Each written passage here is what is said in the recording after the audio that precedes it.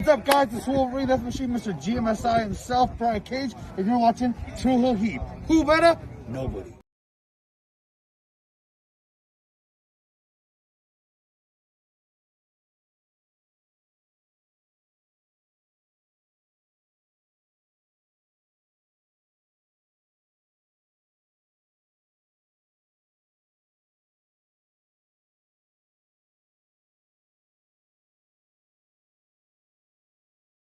Alright, this is Dan House here, very nice, very evil. You are watching True Heel Heat. Probably should have had MJF do this, but here we are.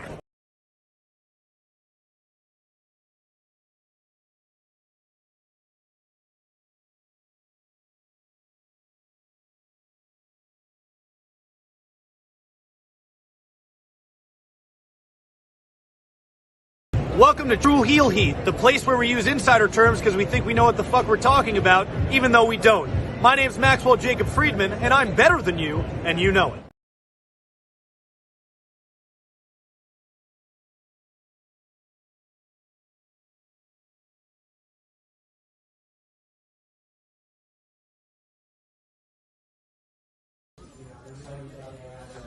This is the knockout artist, Chris Hero.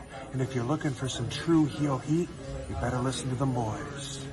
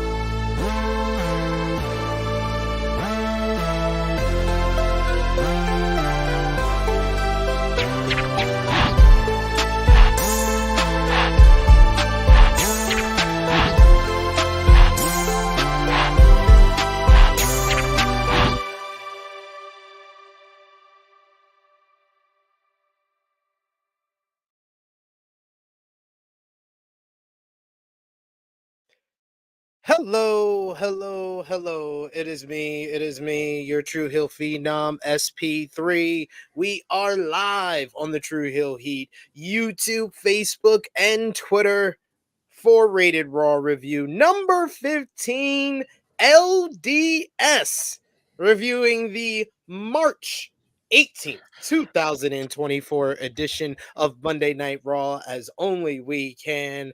I am joined by my esteemed colleague. I got one co-host this week who shows up for me. He is the face and the ace of the True Hill Heat YouTube channel. He always comes through. He is Romeo Anthony Cologne. What up, bro? What up, chat? What's going on? How you doing, sir? Doing good. Here, showed up to work. I'm here for the money. I had to get all the money myself with the super chisms yesterday. You know, the people were there for me. They were there for me. Yeah, that's all that matters in the end. Thank you, people. We appreciate you.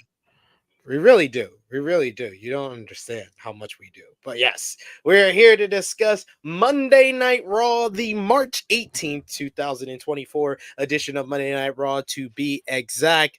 We're on the road to WrestleMania, so we're gonna have some big shows, but we weren't the only people watching Monday Night Raw because apparently someone on the AEW roster was as well. We're gonna talk about that to kick off the show because the show was from Raleigh, North Carolina.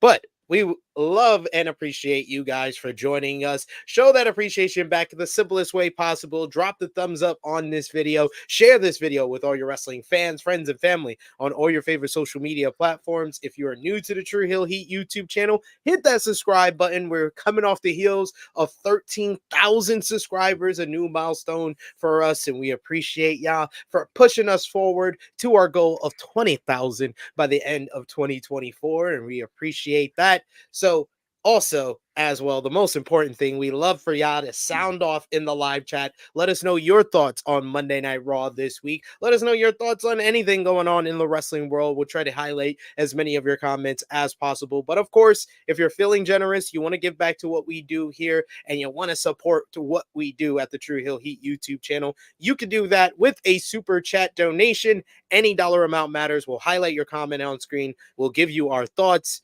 and maybe we'll sound off one of our alarms. But there we go. It's Nicky Boy, Negro Buck, Nick Jackson. Thank you so much, Negro Buck. He says WrestleMania is cool and all, but what about Romeo Mania? It's that time of year, folks.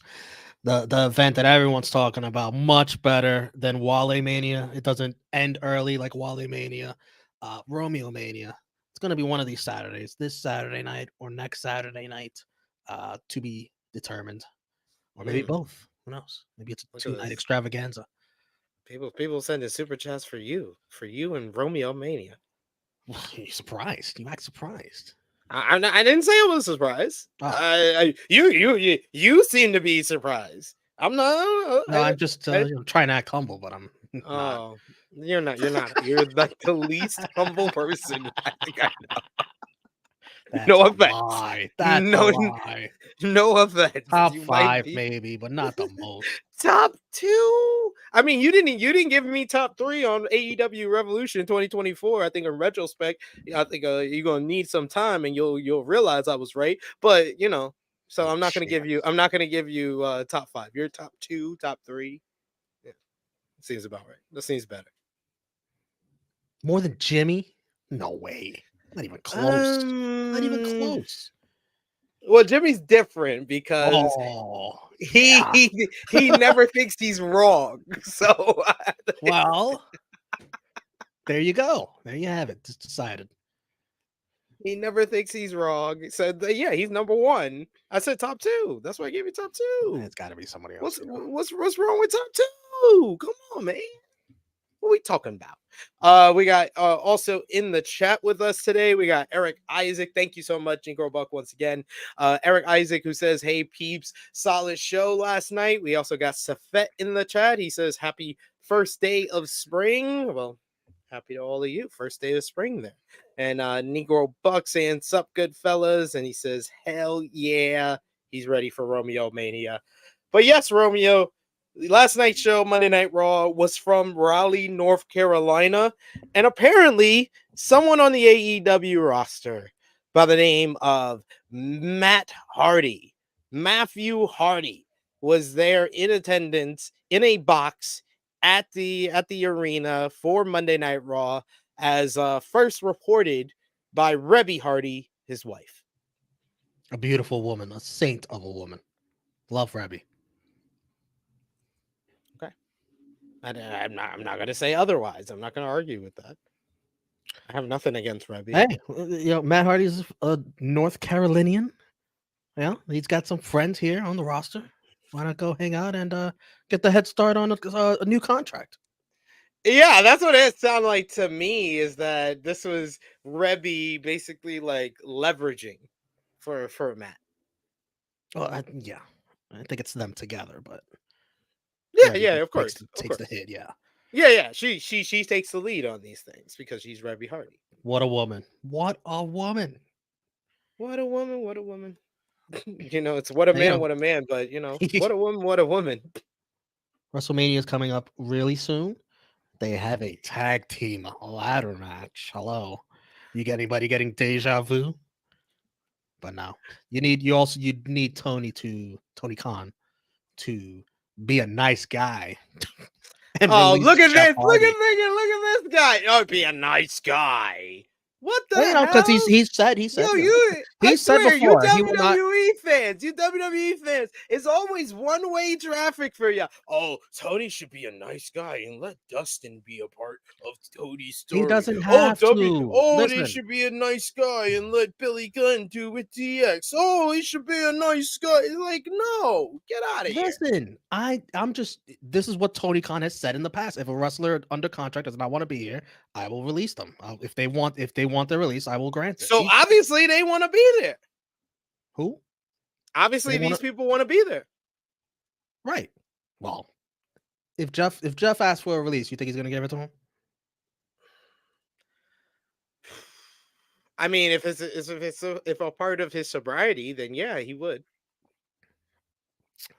Oh, you think Jeff would word it like that? Yeah. Yeah.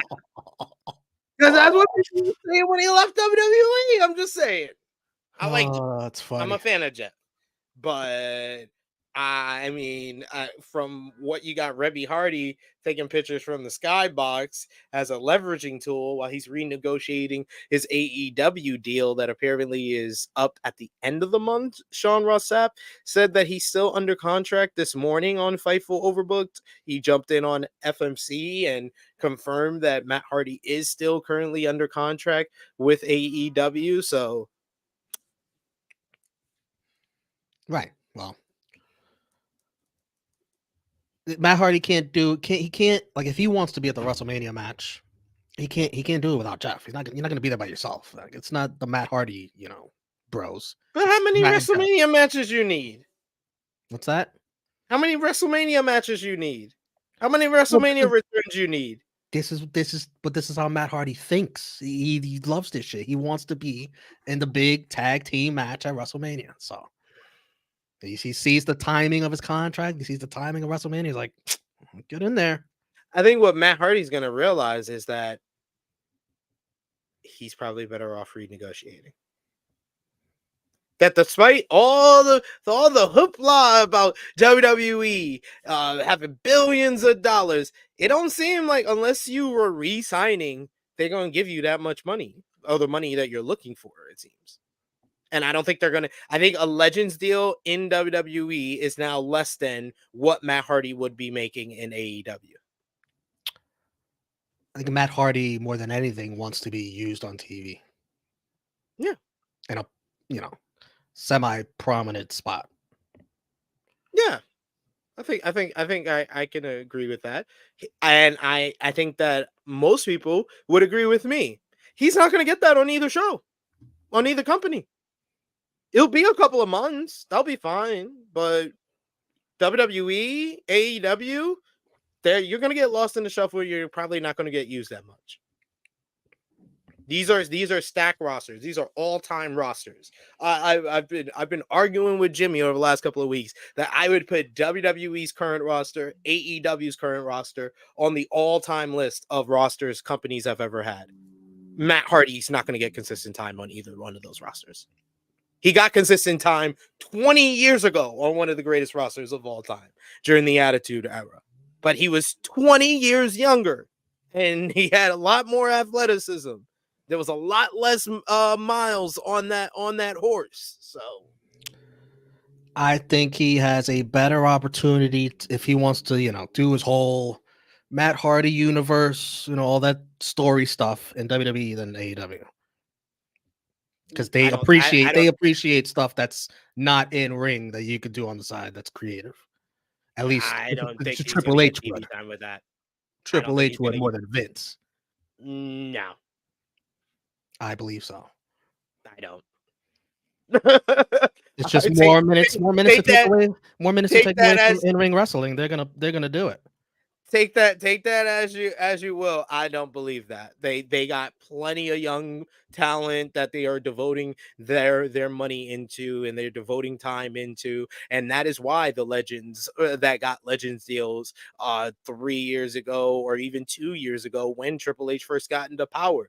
They let their legends deal run out. They realized they weren't going to get used by Triple H because Triple H is having a youth movement. This is where the WWE is going. It's WWE in 1997, 1998. People need to realize that. Like, I think that's why I'm trying to tell you as a fan that thinks that, oh, he could go and do the broken universe over here because it's not in the ring. It's like R-Truth and all that stuff. Yeah, that was fine. That lasted about 3 months, and it's not as over as it once was. I just said a better chance where in AEW has no chance. That's like saying, yeah, that's like he's got 1% chance. Congratulations. That's like Andrade. Andrade left AEW because he was a mid-carder who kept being forced into different factions to lead or different factions to be in, and now he's right back in WWE, right back in a mid-card spot trying to getting recruited by a faction. I just like, you guys need to realize that no matter how much you think the grass is greener on the other side, and this goes for people in WWE that's like, oh man, Tony's giving all these people money, man. You might not get the same spot. You might not get the same spot over there, and then you'll grow disgruntled and you'll be like, oh, let me go back over here. But all you're doing is flip-flopping different companies, but you're going to be in the same spot and possibly get less time. Some people need to realize that. Like and I think Matt Hardy is big time. You say it's more of a chance? I don't think so. I think that it's equal amounts of zero. That's zero. It's equal amounts of zero. Honestly, it is. Big Show, Mark Henry, all these guys have gone on record and said, like, yo, like Triple H just has a youth movement. He is focused on that. He's not using the legends like that. He'll use Taker for the One Dead Man show. He, like, all the people that are under Legends contract, we don't see these motherfuckers. So what? I don't understand how you think. You're not even explaining it very well to me. Like, that's what I told you. He could do his broken universe. He doesn't have to wrestle. He could do. But where? What on Raw? No, do it somewhere. On SmackDown, do it in NXT, like Will Chisholm said. I like that idea. Oh, congratulations, you're Sean Spears. Okay, well, let's not compare Sean Spears to Matt Hardy, please. That's what he is. That's what he is. Will you stop? We'll give you those two names. Yeah, YouTube, exactly. Like, can someone tell me if you agree with Romeo? Because I don't think he's explaining this very well. You just compared Matt Hardy to Sean Spears. What? Yes, because you literally went down from, oh, they can find a spot from it. Oh, you can go to NXT. That's what Sean Spears did. Nobody wants to see Sean Spears wrestle. He left AEW because he wasn't getting time, and he's on NXT. He's on the developmental brand. Congratulations. Cool. You get to do the same shit he was doing in AEW in a mid-card spot on the developmental brand, training a whole bunch of athletes. Congratulations. Sean Spears doesn't have a creative bone in his body. This creative, the height of his creativity is sitting in a damn chair. What the hell? Let's not compare him to Matt Hardy. Exactly. Mr. Creative Genius over there. Both of them is doing the same thing. Like, they're going to be doing the same thing. Matt Hardy. Why are we arguing 18 minutes in? Why we haven't even talked about the show yet? Because Matt Hardy leaving not a lot of TV time in AEW, and without Jeff Hardy going back to WWE, he'd be going to not a lot of time over there either. Well, he needs Jeff Hardy. That's absolutely. Oh, now this. Well, he does. They're a package deal. No, they're not. Someone's on a longer contract than the other. We got a super. He wants out. Tony Khan will grant it. His words. We got a Super Chisholm donation. You are assuming a lot of things, and this is something he said before. Jeff Hardy said he wanted out. Tony Khan had said it. But did Jeff Hardy say he wanted out? No, I'm just. That's why I said. That's what I said. You're assuming a lot. If unless Jeff Hardy has put out there that he wants to leave the company, then you're assuming a lot. We got a super. We got public at all. But no. But he has to make that known in some way.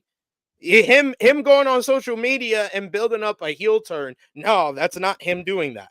So let's not assume and jump to conclusions. That's what I'm saying.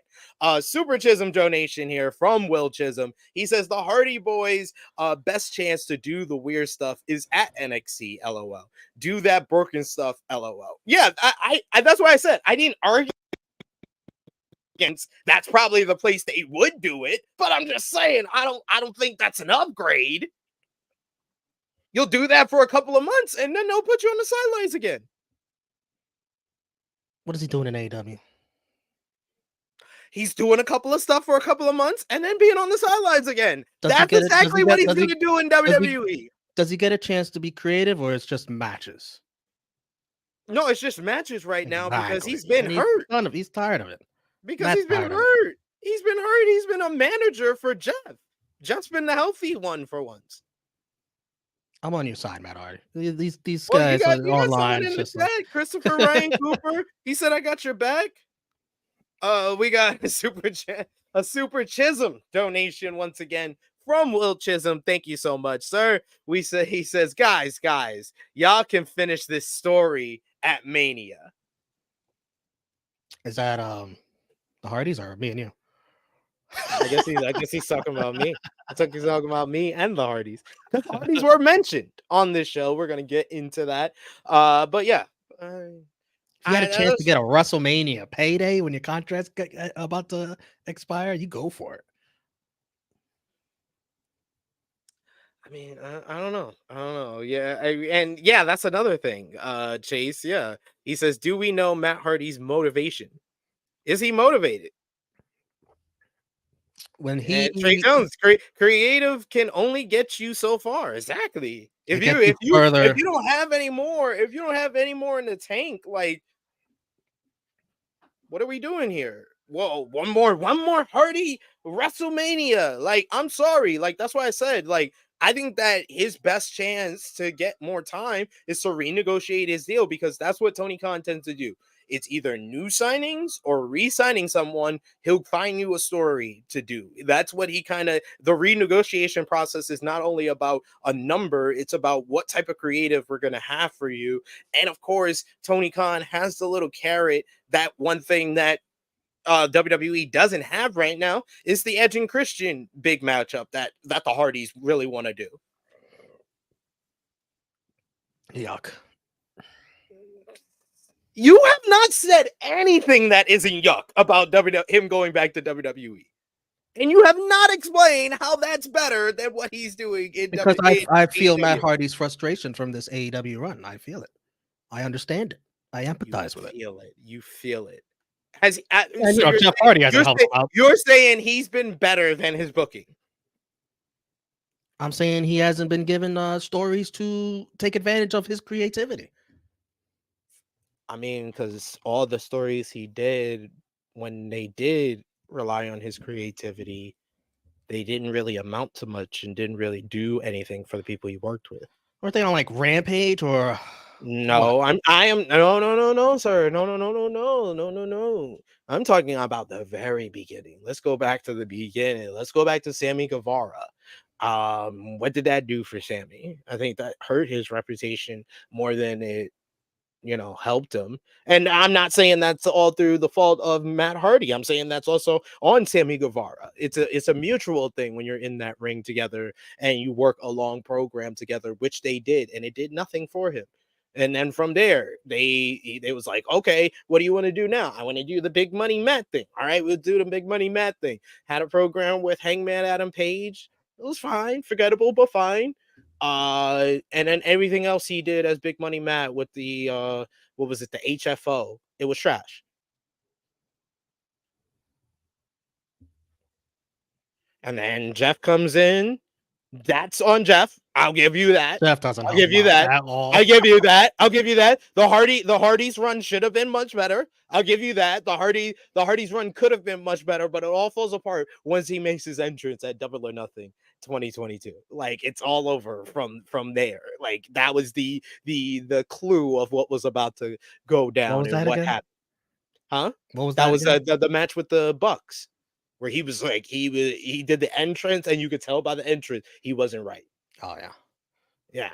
So it was that, and then I think I mentioned it on Fightful Overbook. I'll mention it here. I think we mentioned it to you. I don't know if we mentioned it to you, but the bar that infamously they recorded me doing the karaoke at is the same bar that Jeff Hardy fell off the wagon Oh, back in 2022. hang up, We were we're in historic grounds. hang a plaque in the bar. You know, I was like, you should have like something, a memento or something like that. So yeah, we saw all of that happen, and I think from there you can understand why Tony Khan would not trust Matt or Jeff, because Jeff was basically a Matt recommendation hire. He was a Matt recommendation hire. It was on Matt to keep track of him, and Matt was saying that he had all his problems straight, and then he falls off the wagon in a major way, gets a DUI. So no, bump all that. Oh, I can understand his frustration. No, there's a good reason why Tony Khan's frustration and won't give you the story in the last 18 months. No, sir, you were supposed to watch your brother.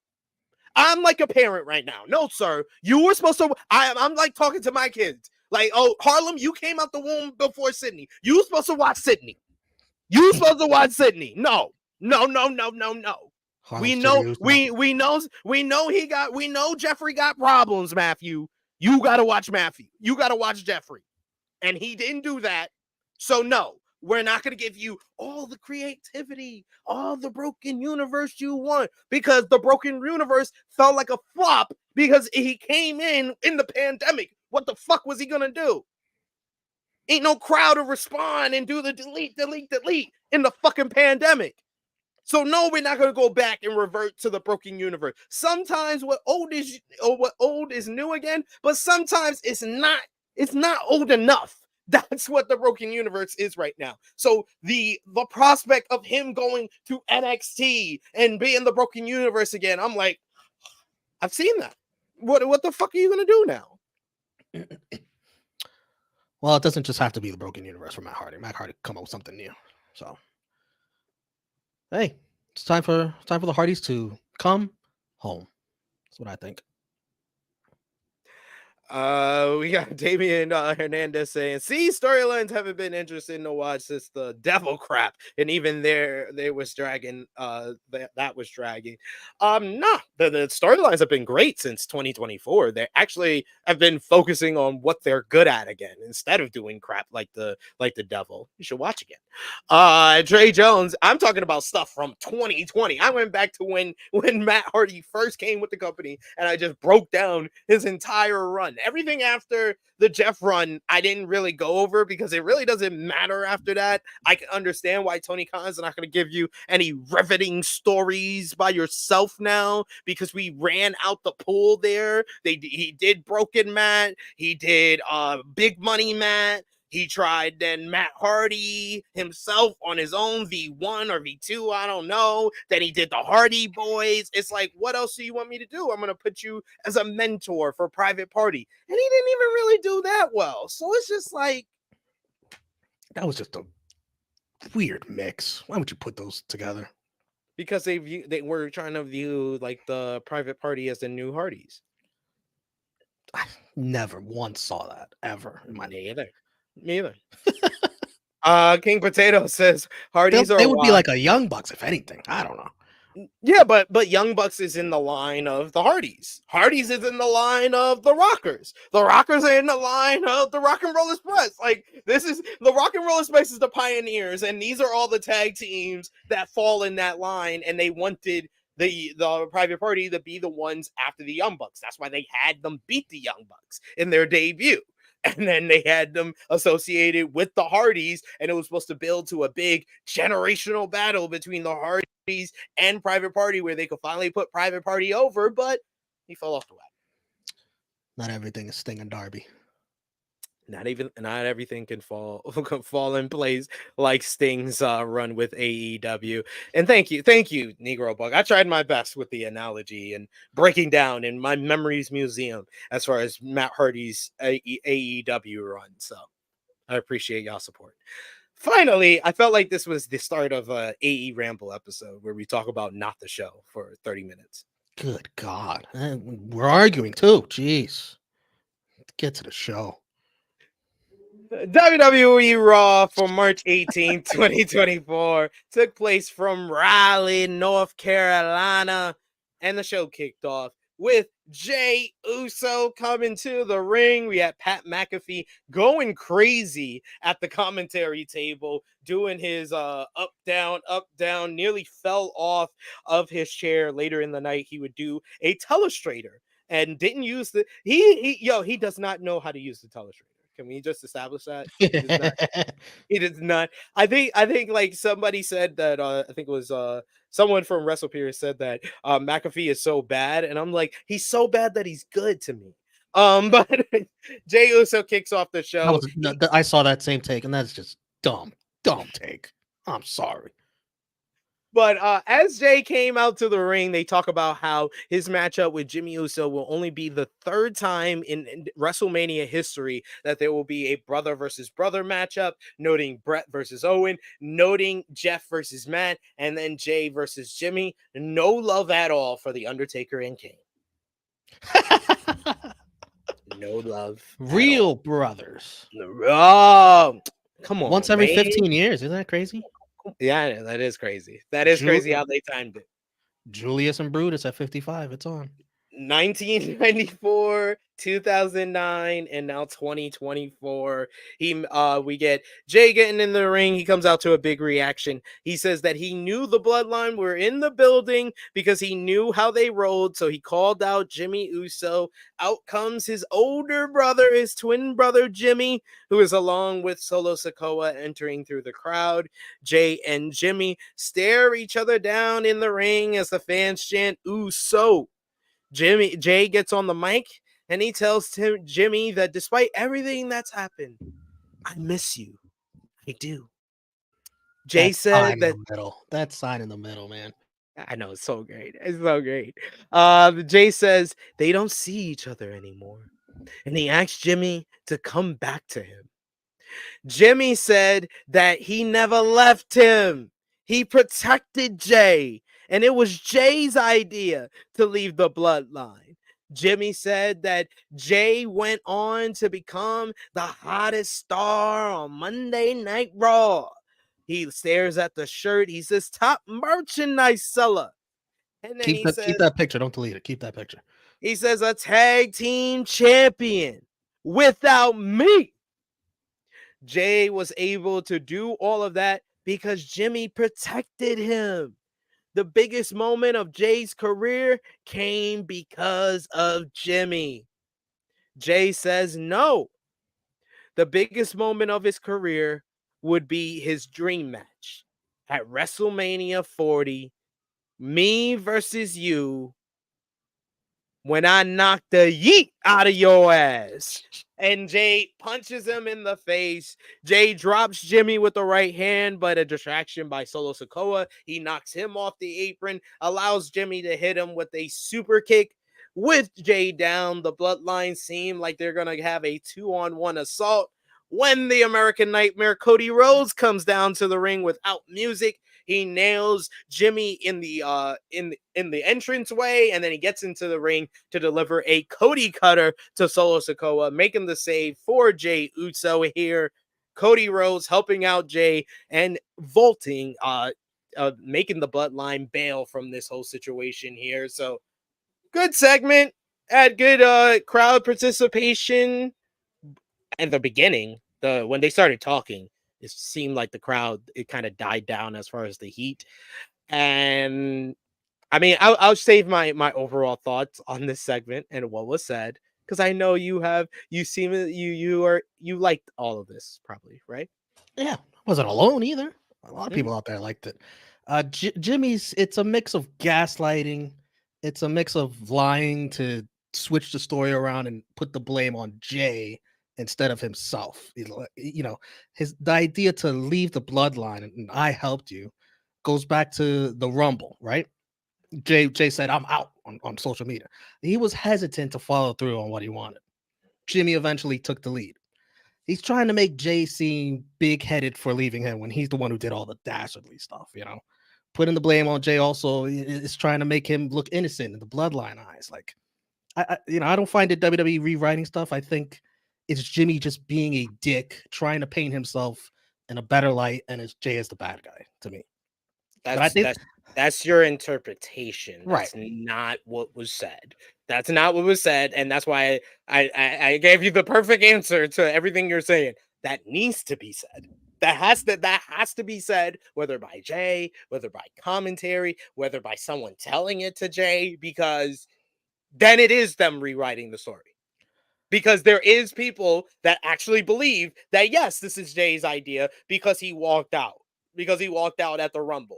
But mind you, ladies and gentlemen, Jay Uso was a loyal member of the Bloodline after he lost to Roman Reigns at Hell in a Cell 2020. For 6 months, he helped Roman Reigns win title match after title match, had no form of dissension or turning against him or wanted to leave at all. It was one person who came back into the situation and originally came up with the idea to leave the Bloodline.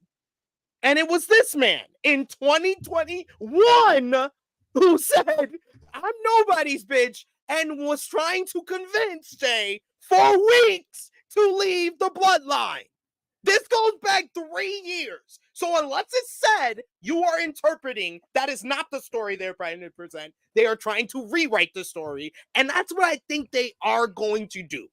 Because I think that them rewriting the story helps them to make sense of the original heel turn, which still doesn't make sense 8 months later. You're right about all that. But this is Jimmy Uso saying all this stuff. It's not anybody else as saying or agreeing with it. Nobody's done that yet. Jay didn't fight back against it. He just said, no, my dream match, the biggest moment of my career is my dream match. That's the only thing that he went against him. He said all that stuff, and he was like, oh, the only thing you're wrong about is that's not the biggest moment of my career. That's like the second part of what I wanted to get into is that I think they got to tell the story of Jay realizing his brother's jealousy and pointing it out. Like you couldn't handle that. I'm the one that pinned Roman and not you. Troll Jimmy right back, point out all his weaknesses and flaws and issues he's going through. But they like to have Jay stressed. They love to have Jey Uso stressed out. This would have sent him to another level of babyface if he, instead of being always stressed and upset about things and missing his brothers, that we got to get him to the point of, you know what? Fuck my brother and fuck this whole family. To be honest, we're probably in the third inning of this between Jimmy and Jay. And I feel like freaking, because you say, oh, a lot of people liked it. I think that it's split down the middle. This is a polarizing segment because people are like, we have a lot of PTSD when it comes to WWE, because it wouldn't be the first time WWE has tried to rewrite a story that wasn't working well, because there is a more overwhelming kind of vocal minority that is starting to agree with me, what I've been saying for about 6 months, that this feud is going to be cold at WrestleMania time. And it still feels cold even coming out of this segment. The crowd responded to it live, and that's great because Jey Uso is ridiculously over. But I don't think you do one of your greatest tag teams of all time breaking up to do a WrestleMania match, that you do it by breaking them up 8 months before, keeping them separated for 6 months, having them not get any significant wins, and then putting them back together and expecting it to be this grand old epic build to WrestleMania. I have no doubt on the night when the bell rings, that match will deliver, because Jimmy Uso and Jey Uso are as talented as any two performers out there, and they are going to be ridiculously motivated to have the best match of the night and steal the show. No doubt about that, and no doubt about Philadelphia being engaged in that because of the whole brotherly love storyline and all of that. But we have to call out and say our piece while it's going on. Let's not be shy about the fact that WWE, Triple H, they shit the bed on this. When you said what you said last night about the segment, I wanted to see what the majority reaction was to the segment. So I look on social media. It wasn't split at all. I look at the WWE, the reaction to what WWE posts. Oh, WWE. No, that's not. No, how the you. the replies to those posts. I look in the YouTube video. The replies to WWE posts. That's not. The That's not how you do it. the comments on the YouTube videos. You just put up the trends and you get the trends and you put it up. You could put it up in Twitter. You could put it up in Facebook. You could put it up.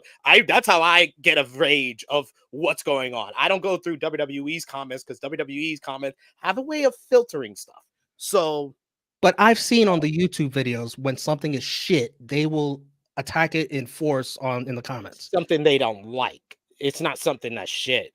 Honestly, I've seen WWE comment section. I used to do that. That's what I used to do like a couple of years That back. is so much more the majority than our community here and what we think. It is. It is. I don't think it is. Absolutely is. It's the pro WWE fan base. Yeah.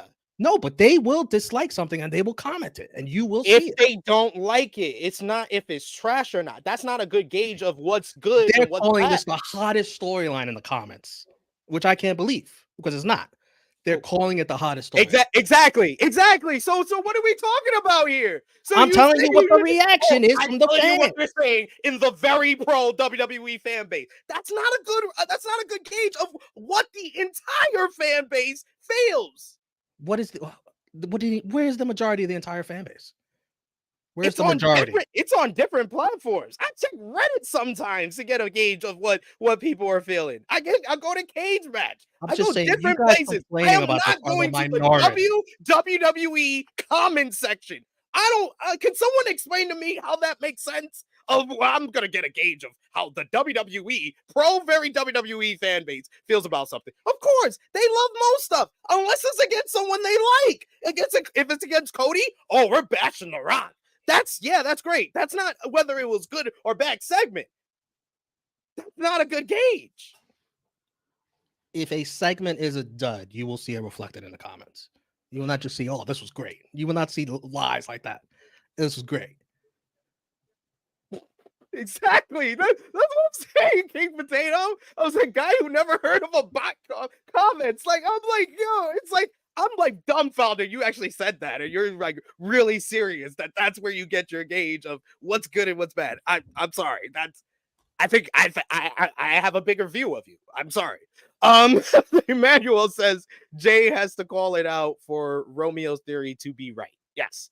That's been my whole thing, because I put out my posts on social media to see, because I knew I would get some people who would be defending it.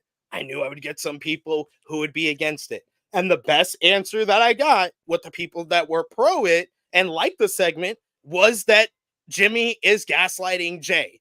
And I was like, great, that works, because that's been a big part of the whole arc of Jey Uso and his whole relationship with Roman Reigns as a tribal chief of the bloodline. So I can understand if Jimmy Uso is taking that role from him. But it does not work in the context of this promo, because he starts out the promo saying he misses him, and then he also does not correct him when his brother gaslights him. So unless we're gonna, and we got a couple of weeks, we got 5 episodes of Raw and SmackDown, so they got plenty of time for somebody. It don't even have to be Jay to me. It could be the commentary, just pointing out the truth of what really has gone on in this story. I think Jimmy Uso is knocking this out of the park. He's really shining here. His facial expressions, like that picture with the bugged out eyes, like he's gone crazy over his brother. The jealousy is enraging him.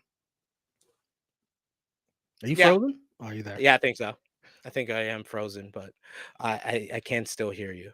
Okay. But yeah, no, he's doing well to play his role. It's just I'm not sure, like, what can I believe? Like, it feels like these are all kind of like you're saying, he's trying to do the gaslighting thing, but I don't think he's doing it as good as Roman Reigns, where I'm thinking that he actually believes all of these things. He shouldn't be as good as Roman is at that. He shouldn't.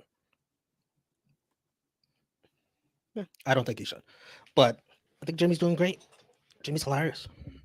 But Jay needs to step it up to another level where Yeah, He's just not looking like the loser every segment, you know. And I think that's why a lot of people feel like this feud is cold.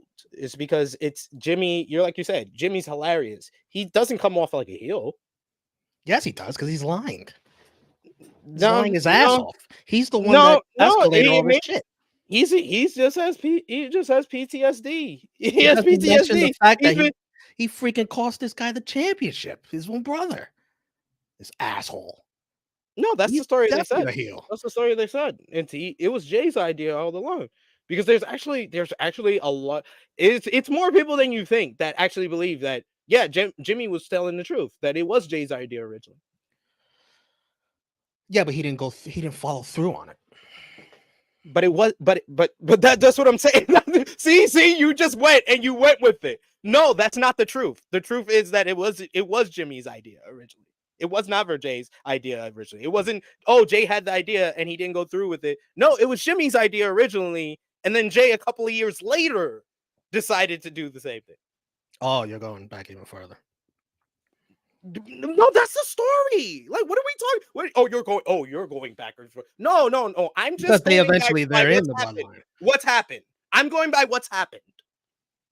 Like, no, this is not me going back. This is not me trying to create something. No, I'm actually telling what's actually happened, and I think that Romeo's interpreting what he thinks is happening.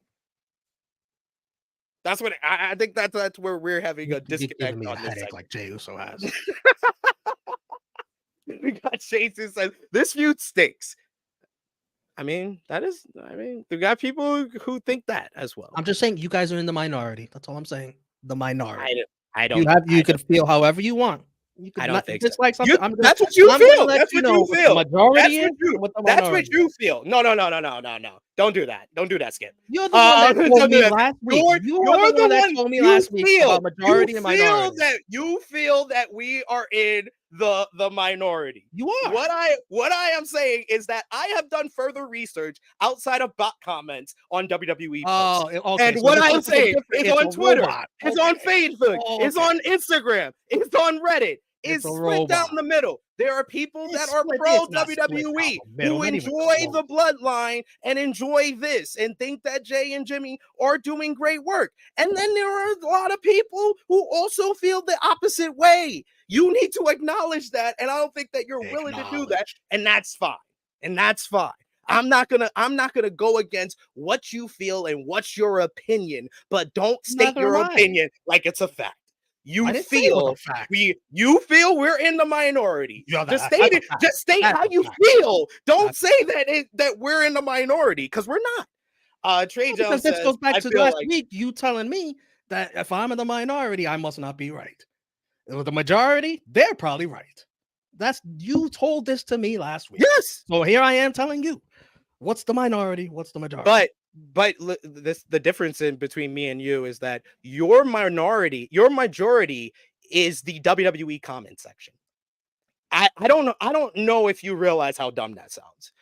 Trey Jones says, I feel like Joy Taylor watch Skip and Shannon argue for 10 minutes. I've been doing this a lot lately. I'm sorry to Romeo. I'm sorry to all my people that have been watching my content, but I've been doing this a lot. I don't know why, but it seems like WrestleMania season gets this out of me. The Christopher Ryan Cooper saying The Rock's gaslighting Roman. Yeah, it's all gaslighting. I can get with that. I'm fine with that if that's the story, but we got to get the story straight. And it seems like none of y'all know what the story is. The people that are pro this segment, which is not the majority, people that are pro this, it's not the majority. It's not the majority. I don't feel it's the majority. Romeo does feel it's the majority. You're insane. I don't feel it's the majority, but some people that are pro this segment don't know which story they're going with. Was it Jay's idea or was it Jimmy's idea? Are we going back to the whole story or are we going back to just last year? They don't know which way they're going here. So even y'all pros are not on the same side. I can't believe you're arguing this. I cannot believe. I can't believe your defense of getting a barometer of what people feel about this WWE segment is Well, the WWE WWE comment audience, section the on WWE Twitter. audience, the On WWE. Twitter. Listen. Oh The my God! And listen. YouTube. No, Oh listen. my God. Listen, you look at Twitter like it's everything.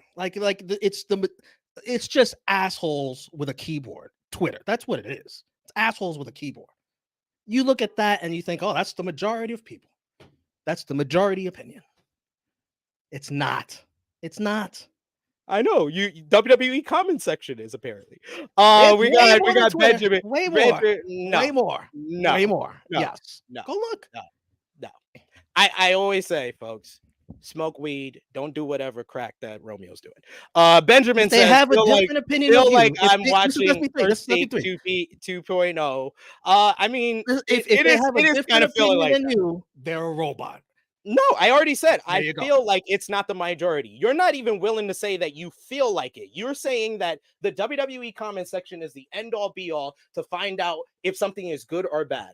That is the most ridiculous statement that has ever been said on this channel. So we need to move on. We just need to move on. Backstage, Paul Heyman is confronted by Adam Pearce about the bloodline being here. He approaches him, and Heyman assures him that what happened with Jimmy and Solo earlier was not authorized by him or the tribal chief or anyone in the bloodline. Heyman assured Pearce that on Roman's word that Jimmy and Sikoa were gone from the building. Heyman also assured Pearce that he was also only there on official business, which Pearce already knew, and that he would leave once that business was over. He also hinted that everyone would get caught off guard by what happens later tonight. Any thoughts on this one? No. There you have it. Next up, we got our qualifying matchup for the WrestleMania 6-pack tag team title ladder match. You got Johnny Gargano and Tommaso Ciampa, DIY, going up against the Creed brothers, a battle of former NXT tag team champions. And I thought this would kind of get like the usual amount of times that we saw in the matches over on SmackDown. They did get a decent amount of time between like 10 and 12 minutes, but this got even more, going nearly 20 minutes through 2 commercials breaks. These two teams have developed really good chemistry through the gauntlet match earlier this year, where I think or late last year, where the Creed brothers won. They also went against DIY previously before that, so they've developed really good chemistry with each other. But DIY has never been able to overcome the Creeds, and we got a battle of submissions at one point as the Creeds locked on ankle locks. DIY reversed that into their double submissions, a callback to take over Toronto, which seems to happen in every big, long, lengthy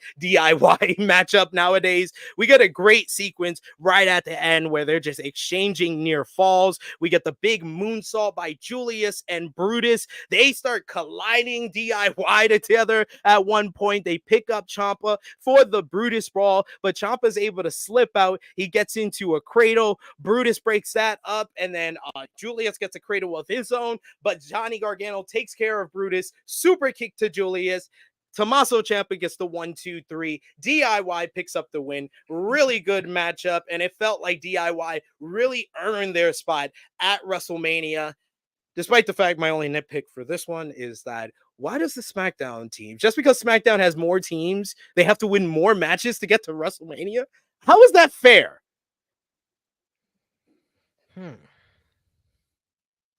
Wait, can you repeat the first part of that sentence? Just because SmackDown has what? Just because More SmackDown teams? has more teams, they have to win more than one match.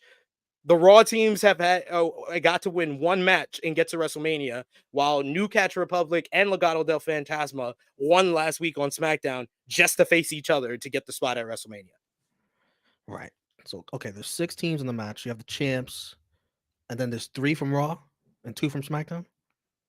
Apparently, That's how they did it? Yes. Even though they have more teams, they get because Raw has 3 hours. Raw has 3 hours. That's why. It's the old 3 hours versus 2 argument. That's why. Figured it out. But anyways, regarding this match, this was fucking awesome. 19 minutes, beautiful. The Creed brothers really shined. They were so impressive. It was almost disappointing to see them lose in the end. But they got DIY's win, got a pop. What a fickle crowd. They were cheering their asses off for the Creed brothers, and then once the DIY wins, they forget about them.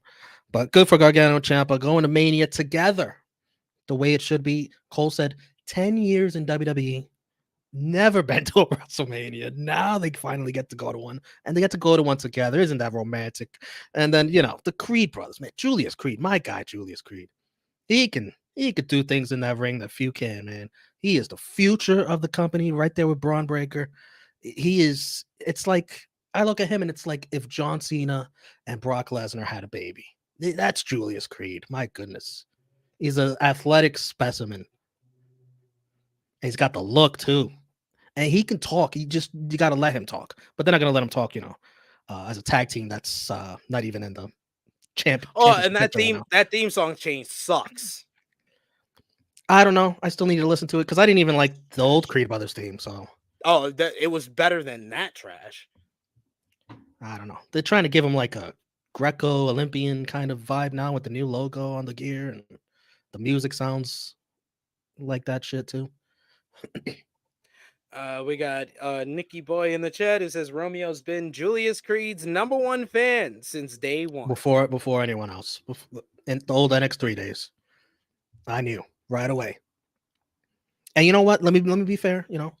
Brutus Creed is growing on me because he's coming into his own too. He's not going to be Julius Creed, not to that success, but he's coming into his own where it's like he's not just the other guy anymore. He has a specific role in this tag team as the big bomber, and he's delivering on that. I forgot to read this super chat donation from the Super Chisholm himself, Will Chisholm. Thank you so much, Will. He says, I know on social media nowadays, Jay and Jimmy on social media, people say Jay and Jimmy is cold, but it feels like every time they at the shows, the fans are hot for it. So is it a social media thing? That's why I said it's a split. Like if the social media is telling you one thing, and then you're at the crowd, you're at the events, and they're cheering for another thing. It's kind of a similar situation of what like AEW was going through towards the latter half of 2023 with MJF. The crowds and the live crowds were saying that they loved MJF. They loved him as a babyface, but on social media, it was an overwhelming minority at first that became a majority that did not like the sports entertainment side of AEW and what they were trying, and wanted them to go back to more of a sports-based in kind of environment. And AEW did listen to that social media output, kind of overwhelming feedback, and WWE has listened to social media feedback as well. And I think that's why they did this segment. But all I'm saying is that with this segment, you then have to have the follow-up of someone mentioning it. Because I understand that this segment was done in a way to feel like it was reheating up Jimmy versus Jay. I don't think it accomplished that goal because we need the follow-up of someone actually saying what really happened. Let me tell you something. The social media thing goes both ways because you will see social media. Everybody is loving AEW lately. Who's watching? Less people are watching than before. Bryan Danielson said people will tune in if you put on great professional wrestling. It's him and Shibata, and they got a low rating on Collision. What's going on?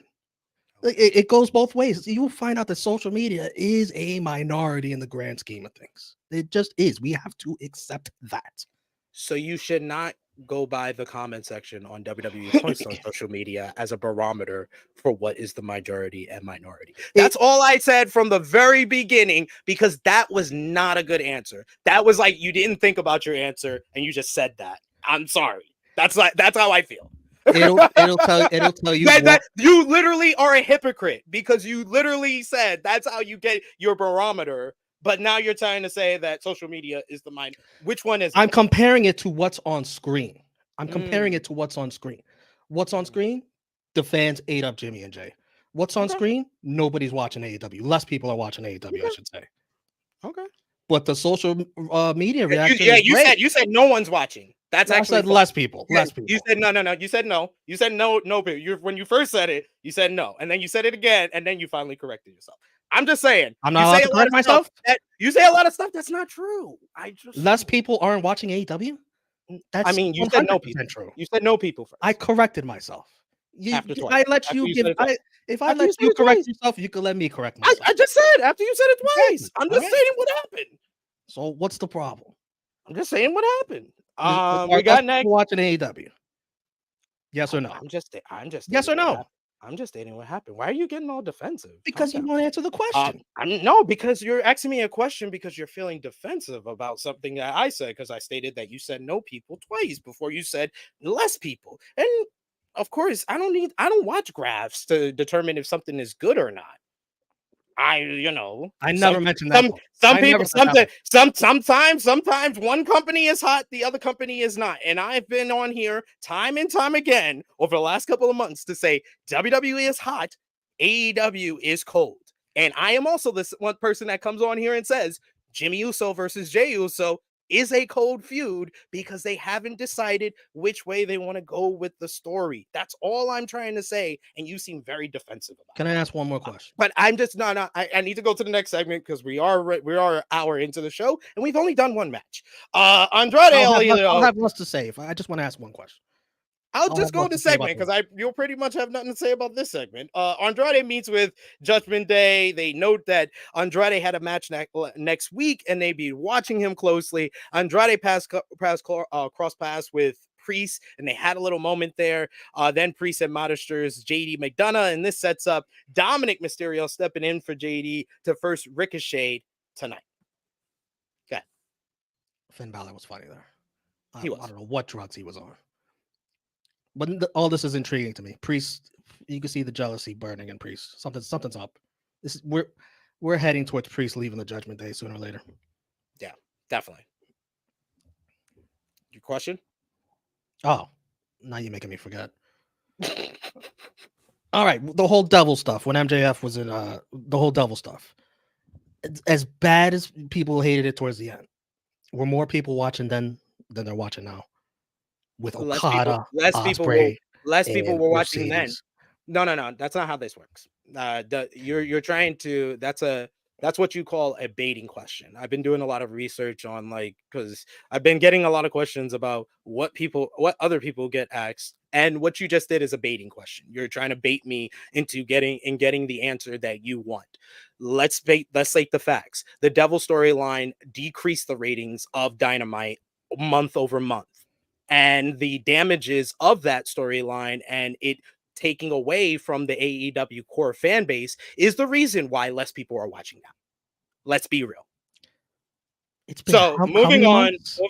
How many months since then? I answered the question. I'm answered the question. So can I go on to the show? We got Candice LeRae and Indy Hartwell going up against Kaden Carter and Katana Chance.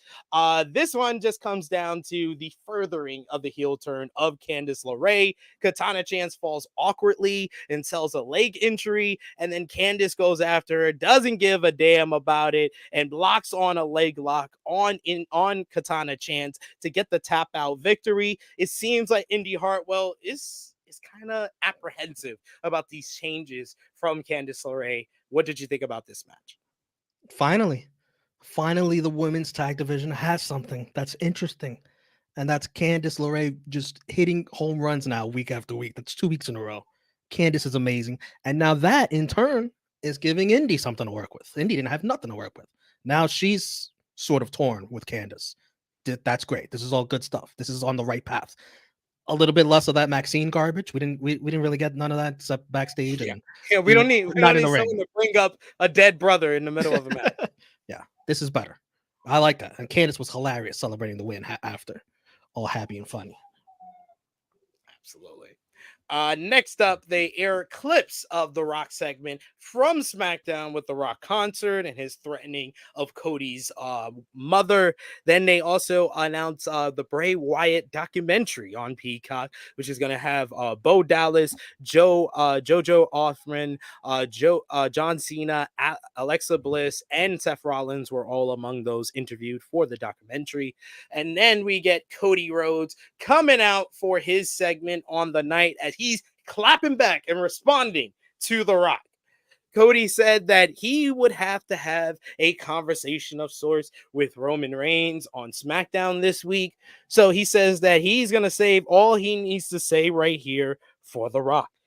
He says that he's been enjoying every Friday like everybody else, pulling up social media as The Rock rants, and then going on SmackDown and seeing what The Rock has to say. He talks about his Instagram post where he calls himself our favorite heel. And he says that's a little insider baseball for you, a little insider term. But Rhodes says that we knew what that meant. That meant that The Rock was the bad guy.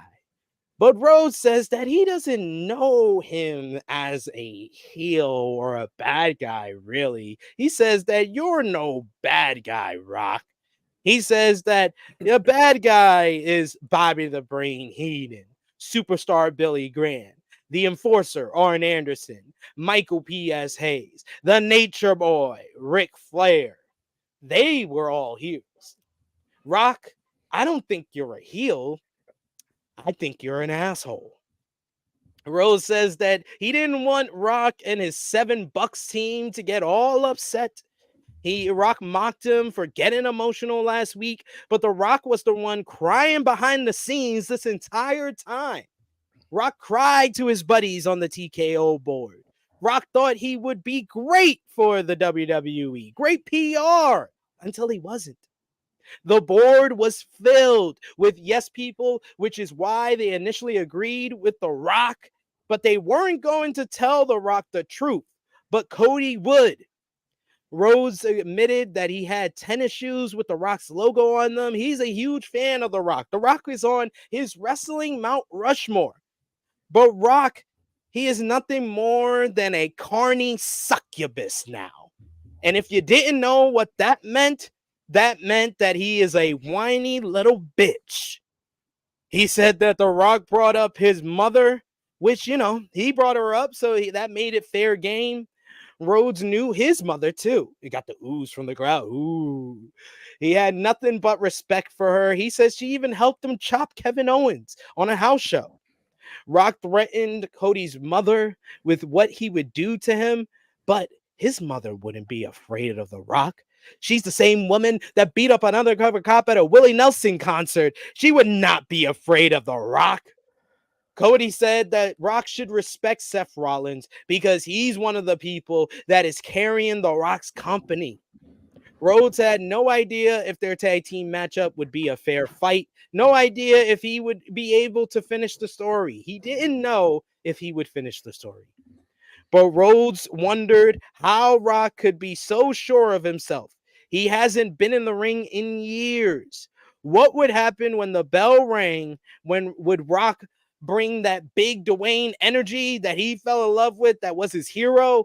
Or would it be LDS, Little Dick Syndrome? That gets the LDS chant, and a loud one at that. We get Rhodes. He says, Rock calls himself the final boss, and he says credit to Brian Gerwertz for coming up with that line. I was like, damn, okay, we're going insider. Rock says, The Rock wouldn't be the final boss at WrestleMania. He would just be Roman's side chick. This brings out Paul Heyman. Heyman apologized. Future Hall of Famer, Paul Heyman. Future Hall of Famer Paul Heyman. He apologized for his admittedly dumb plan to use off-duty NYP officers the last time he came here to Raw to confront Cody. Cody said that he didn't ask for an apology and invited Heyman into the ring, but Heyman chose to remain on the apron. Cody was trying to pay respect to the future Hall of Famer, but Heyman had a message from Roman Reigns. Heyman admitted to not being a trustworthy person, but he says that Roman was a man of his word. Heyman assured Rhodes that when he goes to face with Roman on SmackDown, there would be no other members of the bloodline aside him. Rhodes was good with that, but Heyman then said, I forgot one more thing. Heyman was hesitating, so Rhodes threatened to rip his throat out like Homelander unless he got to the point. This was so much insider shit from Cody on this. Heyman told Cody he needed to show up to SmackDown alone as well. Cody approaches Heyman. He offers his hand, and he agrees. Heyman was pleased as he left. Great segment. I said it on Twitter. I said it through the True Hill Heat Twitter page. This was AEW Inside Baseball Cody Rhodes coming out to play. He needed to come out to play after The Rock responded to his very emotionally compelling promo that he did last week, talking about his mother, getting real emotional. But you need that side. But this is kind of Cody showing his depth. This guy can show a whole bunch of range. And this was fiery babyface Cody showing a lot of passion and bringing the bars at The Rock.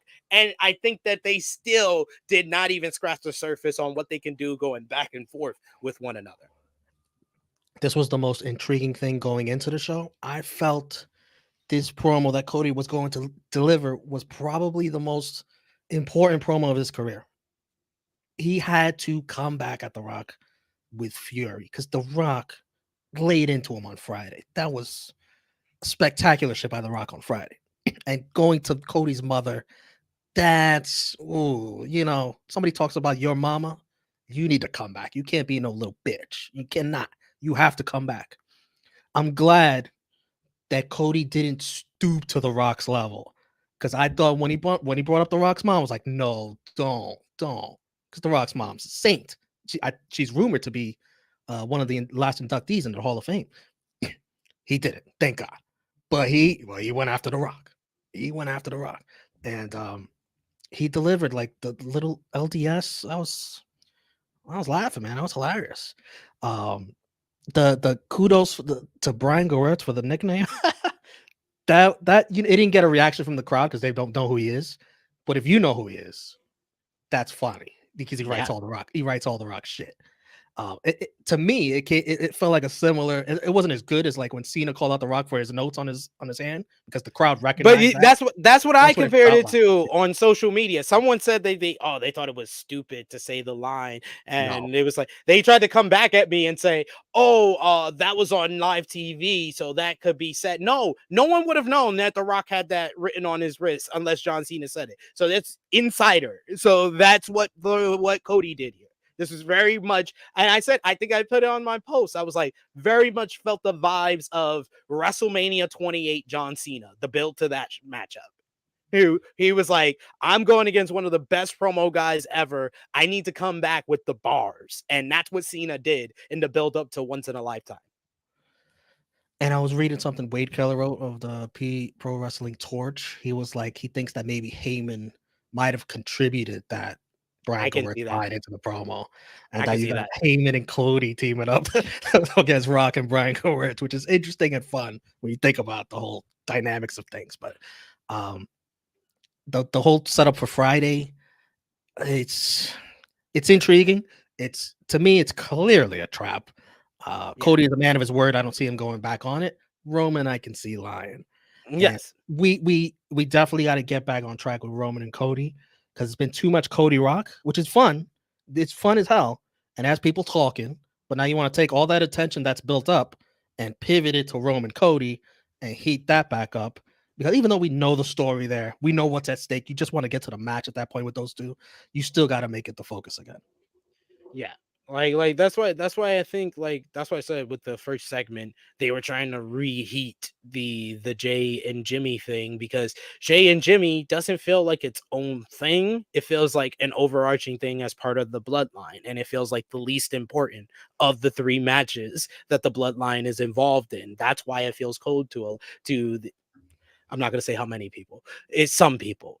But yeah, I think that's why that is feeling. And I think that's why they have the face-to-face without The Rock being there, because they want to put the focus back on Roman and Cody again, because I think they feel that as well, that it's become, the whole build has become Cody versus The Rock, and Seth seems on the side, Roman seems on the side. We need to get that back to what's going to go down on night 2, and it's Roman and Cody part 2. Yep, but I think on Friday you're going to see a bloodline beatdown of Cody Rhodes. I don't think it's going to be The Rock being there, though. No, not him. No. We get Nia Jax backstage. She says Becky Lynch has never beaten her and never will. Jax would break her face again and take her spot at WrestleMania before finishing her business with Rhea Ripley, and Jax planned on becoming champion. Any thoughts? Nope. Thanks. Now people have to hear all this. Backstage, Jay approached Rhodes in the back. Jay advised Cody that Roman would not be alone and he would be there for Cody if he needed him, but Cody said he would be fine. Yeah, and then also you also had Seth later on too, right? Yeah, it's like the Avengers reminding Captain America, "We're here for you."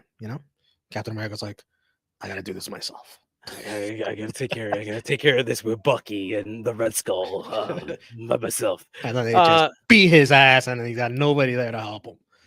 And then Cody comes back on Monday, it's like all bloodied and beaten and sore, and just like Jay and Seth are just looking at him like, "We told you. We The hell, told man? you, bro. Like, you come on. You act like you knew. Told you not to trust them." We got a Super Chisholm donation. Thank you so much, Will Chisholm. He says, it's funny how The Rock and Cody go in full wrestling insider like year one of AEW. Who would have thought WWE doing that more? I mean, I thought that. I said all the way back when AEW was doing well in like 2020. I was like, this is going to motivate WWE, and then it will take some stuff. And that whole like this does feel like a very meta, very much CM Punk MJF AEW style feud, or like Cody Rhodes versus Chris Jericho style feud. Yeah, on a much bigger, grander scale, because it is The Rock, one of the most popular stars in Hollywood. So yeah, absolutely.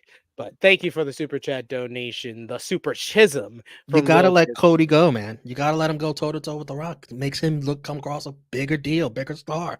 You can't limit him. I think Seth needs like a one-on-one, or at least a exchange with like Roman or Rock. I want the one with probably with Roman. Roman, yeah. There's a lot more. There's a lot to build on there. Yeah, and he kind of already got off against The Rock. 2 weeks ago. Yeah. Up next, we got Ricochet going one-on-one with Dominik Mysterio. After initial commercial break, we get Dom in control thanks to JD McDonough. Hits an X Factor for a 2 count. Dom tries the 3 amigos, but Ricochet is able to reverse it. Hits a second suplex into a suplex of his own. Dom avoids a splash, but Ricochet catches him with a super kick.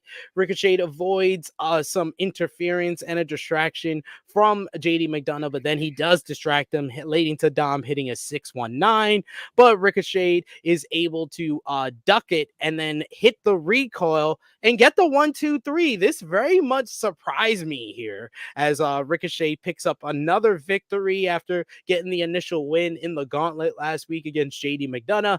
Post-match, McDonough attacked Ricochet, who fought him off and stood tall, bailing from the Judgment Day here. I think maybe they heard me talking about Ricochet going to AEW. Ricochet back-to-back weeks. Wow. But listen, Dom losing is interesting because I want to see the Judgment Day keep pissing off Priest. I want to keep seeing Priest lose it more and more because it's intriguing for his character. This is definitely a minority here, but I heard some rumblings on social media about some people feeling that Dom may get backstage heat for getting married, and I know commentary made the joke of, oh, he's the type of guy who would get booed at his own wedding and stuff like that. But this is I was waiting for him to point out, yeah, he actually did. But this is something that goes back to like 6-8 months ago last year, like when we were talking about, I think it was Money in the Bank last year when he versed Cody Rhodes, where Dom gets heat, yes, but he doesn't get as much heat when the bell rings. And I don't want to take, one match with Ricochet in the middle of a card on a Monday Night Raw, but I don't know if are we at a place where we need to do something or find a feud or find an angle for Dom to remind people that he's still over as one of the future top heels of this company. No, not now. It's WrestleMania season and there's nothing for Dom to do, to be honest, except win the Andre the Giant War. That'll be heat. If he wins that, you'll okay. Now we're talking. Let him win that. I don't have anybody else. We got a super chat donation from Will Chisholm, the Super Chisholm. He says, I didn't plan seeing WWE versus TNA at Bloodsport. Yes, it was announced during Raw, probably around this point of the show, that GCW released a video with Masha Slamovich officially challenging Shayna Baszler for Bloodsport on April 4th, Romeo Mania Day. Bloodsport starting at 4 p.m. in Philadelphia. Masha Slamovich versus WWE owned Shayna Baszler. That was announced over the weekend. Josh Barnett making a deal with Triple H to get Shayna Baszler a part of Bloodsport. Apparently, more stars from WWE could possibly be a part of Bloodsport. We'll find out in the days and weeks to come. But huge news with Masha Slamovich, who is facing Shuri, one of the aces of Stardom, at the GCW, JCW versus the World Show during WrestleMania weekend. And then she versus Shayna Baszler. Masha Slamovich, I said it in our group chat, I'll say it here. She's gearing up to be like the speedball Mike Bailey of this WrestleMania weekend. Good for Masha. Good for Shayna Baszler, because they don't have anything for her to do WrestleMania weekend. So I'm all for letting WWE talent, have some shine during the WrestleMania weekend elsewhere. GCW seem to have a good relationship with them. Yeah, go. Let's get Pretty Deadly at Effie's Big Gay Brunch. Let's get The Rock at Cody Rhodes at For the Culture, and we get to go. Let's do it. You ain't gonna see the star. You ain't gonna see no main event and stuff. Best we could do is Cedric and Ashanti the Adonis. Exactly. We could do something like that. Great tag team. Sami Zayn approaches Chad Gable in the back. Zayn calls last week's match an honor, and he hasn't been pushed like that in a very, very long time. He says that, and it could have gone either way, but Gable dismisses him, telling him, it was great. Zayn knew something was bugging him and asked him what it was. Gable resisted, but admitted that last week's match just meant more to him. Zayn gets resentful by that and saying that was unfair. Zayn had a family at home too, and his kid cried when Baba didn't win a matchup. Gable couldn't tell him what this meant to him because Gable didn't know what it meant to him.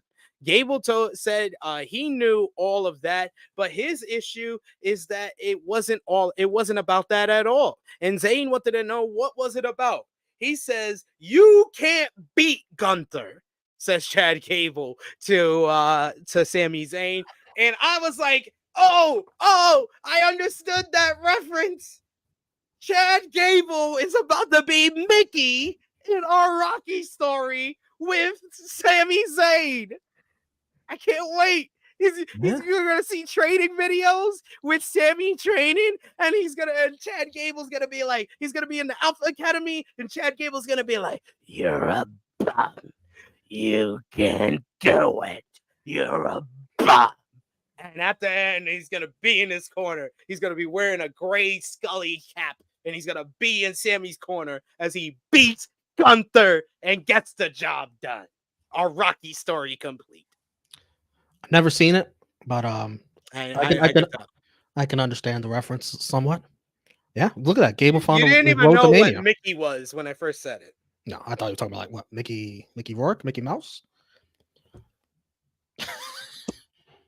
Gable found his road to Mania, and it's being Sammy's inspiration and coach. You see what I'm dealing with, folks? You see, this guy's infuriated me. He's giving me baiting questions, and now he doesn't even get my Rocky reference. All right, maybe I had to fully explain it. Remember, I was number 2 when the stream started. I'm probably number 1 now. You worked your way up to 1A, 1B status with Jimmy Baccarat.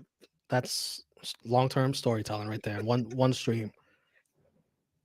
Well, Sammy and Gable were great here, like, because both would justify feeling the way they felt, and then Gable just dropped a bomb on him at the end, which led to the next segment, which worked right. All of this worked very well in building up the Intercontinental Title Championship matchup and the build to this match. We get Adam Pearce in the ring. He introduced Sami Zayn and the Intercontinental Champion Gunther, who wore a suit. He's all decked out, and he comments. He talks about how this is he says this is the most important championship contract signing in the history of the Intercontinental Heavyweight Championship. And he wondered why his challenger came dressed like one of the bums in the audience. Zayn said that Gunther's smug smile was starting to piss him off. Zayn knew Gunther didn't think he could beat him. Zayn said that people didn't think that he would even make it to the WWE, let alone win championships, let alone main event WrestleMania. But that's what he did. He ended last year the longest tag team title reign in WWE history. And this year, he's going to end the longest Intercontinental Championship title reign this year. Zayn signed the contract and the crowd chanted for him, Sami, Sami. Gunther told Sami that he should listen to Gable. The fans might love Zayn, but they know he can't beat him. Gunther didn't think Zayn believed it himself either. And I love the camera shot. The camera zoomed in on Zayn, who had his eyes kind of fixed on Gunther. But as soon as he said Zayn doesn't believe in himself, Zayn looks down like a moment of thought of, do I believe it or not? Yo, Sami is so great at the little details. He says that Sami would receive the beating of a lifetime on the grandest stage of them all, and his dreams would meet reality. Gunther signs, he drops the pen. He tries to leave the ring, but Sami says, wait. Sami gets into Gunther's face and he tells him to look in his eyes. He said that you looked in his eyes and that I didn't believe in myself. He tells him to look again. He was looking into the eyes of the man that would take him down at WrestleMania. Gunther smirked as Sami marched out of the ring. I love the fact motherfuckers did a Daredevil type shit where they did a one take with the cameraman to following Sami all the way to the back. He storms through the back, passing Awesome Truth along with DIY. Miz tells Truth that they need that same mentality in their match tonight. That's the WrestleMania season mentality. And Indu Sher walks up to tease that they'll be going up against them, as Truth says that he felt sorry for whoever was fighting them. And then they walked their way to the ring. The camera stayed with them the entire way. We got the Awesome Truth entrance. I like this little production change here. That was very well done. What are they trying to win an Emmy? I liked everything here. I like that little addition at the end with the camera following. I loved Sami and Gunther here. I thought this was really strong promo work that really drove everything home. The effectiveness that some of y'all hoping for Jay and Jimmy from that first segment, I felt like we accomplished everything that we wanted to accomplish here better. Because the story is simple and it's one story, not confusing the story. What a continuous camera shot. Director was showing off that, like, what are they trying to get an Emmy? Like, this is really good stuff. Did you notice Adam Pearce giving his all in that Gunther entrance? I wish he gave that kind of effort last year in the main event of Mania. Listen, this was awesome. Gunther and Sami, they made me believe in Sami again by talking down on him so damn much. Because like I said before, to me, dethroning Gunther is not a big deal for Sami. It should be passed on to someone who needs it more, like Gable. But now they got me believing Sami can win now by saying how much he can't. They've created doubt for this match, which is good to have at WrestleMania matches where you can't tell who's going to win. And I love how Sami broke it down because the people that don't believe in him doing several things before, it made me stupid for not believing that he could win here. Like, main eventing WrestleMania. And this is going to be like his aha moment when he fucking proves me wrong again. I'm like, stop doubting Sami Zayn. It's a great feud because it's playing on our real emotions and beliefs on who wins. This is good stuff. And I love him mentioning that he ended the longest reigning tag team title reign last year. And now he's looking to end the Intercontinental title reign. He is the ender of streaks. He is the ender of long title reigns. So I like that Sami mentioned that and really drove that home, that he's looking to make history back-to-back years. And he's going to. Even though Chase told me the odds, the betting odds, and Gunther is still minus 500. So, man, what an underdog. If he pulls this off. We got DJ Eric who says Gunther is going to chop Sami so hard he's going to send him back to ROH as El Generico. And I like that they haven't thrown Gable to the side like, oh, your story's done here. You're part of the story now. Yeah, I love it. I love it. That's a good idea. Emmanuel saying this made Gunther look like the badass that he is. Chase Once I saw saying Sami wearing what he was wearing, I knew Gunther was going to point that out. I knew it. it's like you look like a bum. We got Chase who says this production was great. Safet says it was great. The production was really great. King Potato says let Sami beat everyone's reign, including Roman. All right, King Potato, let's go smoke some crack while we're at it. Okay? We lost our chance, King Potato. We lost our chance. Next up, we had Awesome Truth in action against Indu Sher, our second of the 3 WrestleMania 6-pack ladder match qualifying matches. This one was really bad. This match was not good. I don't know anybody else to say that. R-Truth came in, did his little John Cena bits. Miz and Truth did double drop kick and then hit Veer with the skull crushing finale, flatliner combination. Sangha shoves Miz to the ropes. Miz drop kicks Mahal. He botches. Truth tries to go after Sangha. He botches. But Sangha elbows him. Sangha did his job. Apparently the people that weren't like the people I was worried about were the ones that were fine in this matchup. Truth fell backwards into the pin on Veer. Awesome Truth wins. This is our future tag team champions. Yes, it is. And I can't wait. I thought the ending was funny and well done. You know what was unnecessary? It was unnecessary because they hit a tag team finisher and the guy never got up. They could have just pinned him instead of going after the other guy. You know what was good? Miz and Truth's rapping. Good job, Miz. That was great. He hang with R-Truth. That was beautiful. I also like how they're making, like, they're winning these qualifiers. They're going to WrestleMania. It feels like they just clinched a playoff berth. They're making that seem like a big deal. Like it feels like they clinched the play-in. They feel like this was the play-in. Like Gargano and Ciampa felt like they earned their spot in that matchup with the Creeds. This felt like oh my god, like this was 3 minutes, but it felt like 10. I just mean like the ending, the celebration. There were so many botches, so many. I like.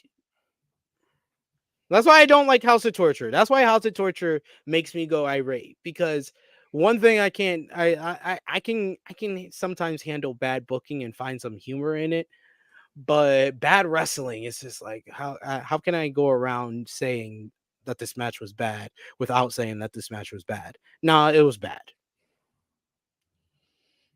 Better than Maxine. At least there's that. Always trying to find. We get Sami Zayn confronting Chad Gable backstage. He says that he wanted to know why Gable thought he couldn't beat Gunther. Gable said that it wasn't just a physical game with Gunther. It was mental. Zayn made a career out of being the underdog that crawls his way out of any hole that he's in. He finds the window of opportunity, but that doesn't happen with Gunther. Gunther was a different animal than Sami has ever faced. And if he didn't change his mentality, he wouldn't win. Love it. Love it. Gable is owning this whole role. Imagine Gable just call Sami at Mania. All of this happening, Rocky? Turn heel. If Vince was still in charge, that would definitely happen. Yes. This match is gonna own it, Mania. It's gonna be great. It's gonna be great. It's gonna be great. I think all these matches are gonna be great. I just wish that I was more excited about some of these matches. I wish I was more excited about Jimmy and Jay. Wish I was more excited about AJ and LA Knight. It felt like last year it feels so cold. It feels like, but the fact of the matter, they've been feuding for 3 fucking months for nothing. Oh, the hell? We probably pressed the wrong button. But yeah, that AJ Styles LA Knight match, just like, here's another match for the card. It's 2 nights. We need more matches. AJ Styles and LA Knight. Here he is coming back in. That's Welcome way back. too far. Welcome back. You You press the back button. like, yeah, no. I did one of those things where you swipe with your yeah. with over the mouse Yeah. over the pad part. It happens So to the yeah. best of us. But no, I was It explaining. poofed. I was explaining what you were probably about to say about LA Knight and AJ Styles. It's just like, it's 2-night card. It's like, we need more matches. There you go. You got to have LA Knight on the card. I thought that was all going to be like some multi-man match for the U.S. title, but it is, which it is. We were talking all happen. about that. We were talking all about that after Elimination Chamber. 5-way. But no, triple threat, and then they'll have their own match on the side, which sucks. I'd rather they be in the IC title picture. I'd rather be just a 5-way. I agree with you. I mean, excuse me, the U.S. title. Next up, we had Drew McIntyre coming out for a promo segment, but he's immediately interrupted by the World Heavyweight Champion, Seth freaking Rollins. Love the look on Drew's face. Rollins prances his ass down to the ring, ignoring Drew McIntyre. He apologizes to Drew and claims that he didn't see him. He was busy soaking up the spotlight. McIntyre wanted him to enjoy it because the spotlight would be all his after Mania. Rollins thought McIntyre was stupid and has said a lot of dumb things over the last couple of weeks, but he had to admit something that he said that McIntyre was actually correct about. He raises his hand in the air and he says, "My name is Seth freaking Rollins and I'm a spotlight junkie." McIntyre calls himself a parody of himself.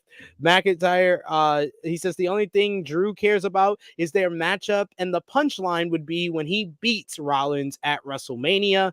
Rollins said that it wasn't a joke when he called himself a spotlight junkie. He's been doing this for 20 years, but the feeling when he comes through the stage, it felt better every single time. The crowd sang his song, and he said that was the fix he craved. Rollins said that he would make the Bloodline his bitches on night 1 of WrestleMania. Well, he actually said the Hollywood's biggest star and his side bitch. So I love the fact that to Cody, Rock is Roman's side bitch, and so Seth, Roman is Rock's side bitch. Isn't that funny? That is pretty funny. He says the spotlight would be all theirs on night 2. McIntyre said that he was almost glad to see this side of Rollins, but he made a mistake making the spotlight about the Bloodline.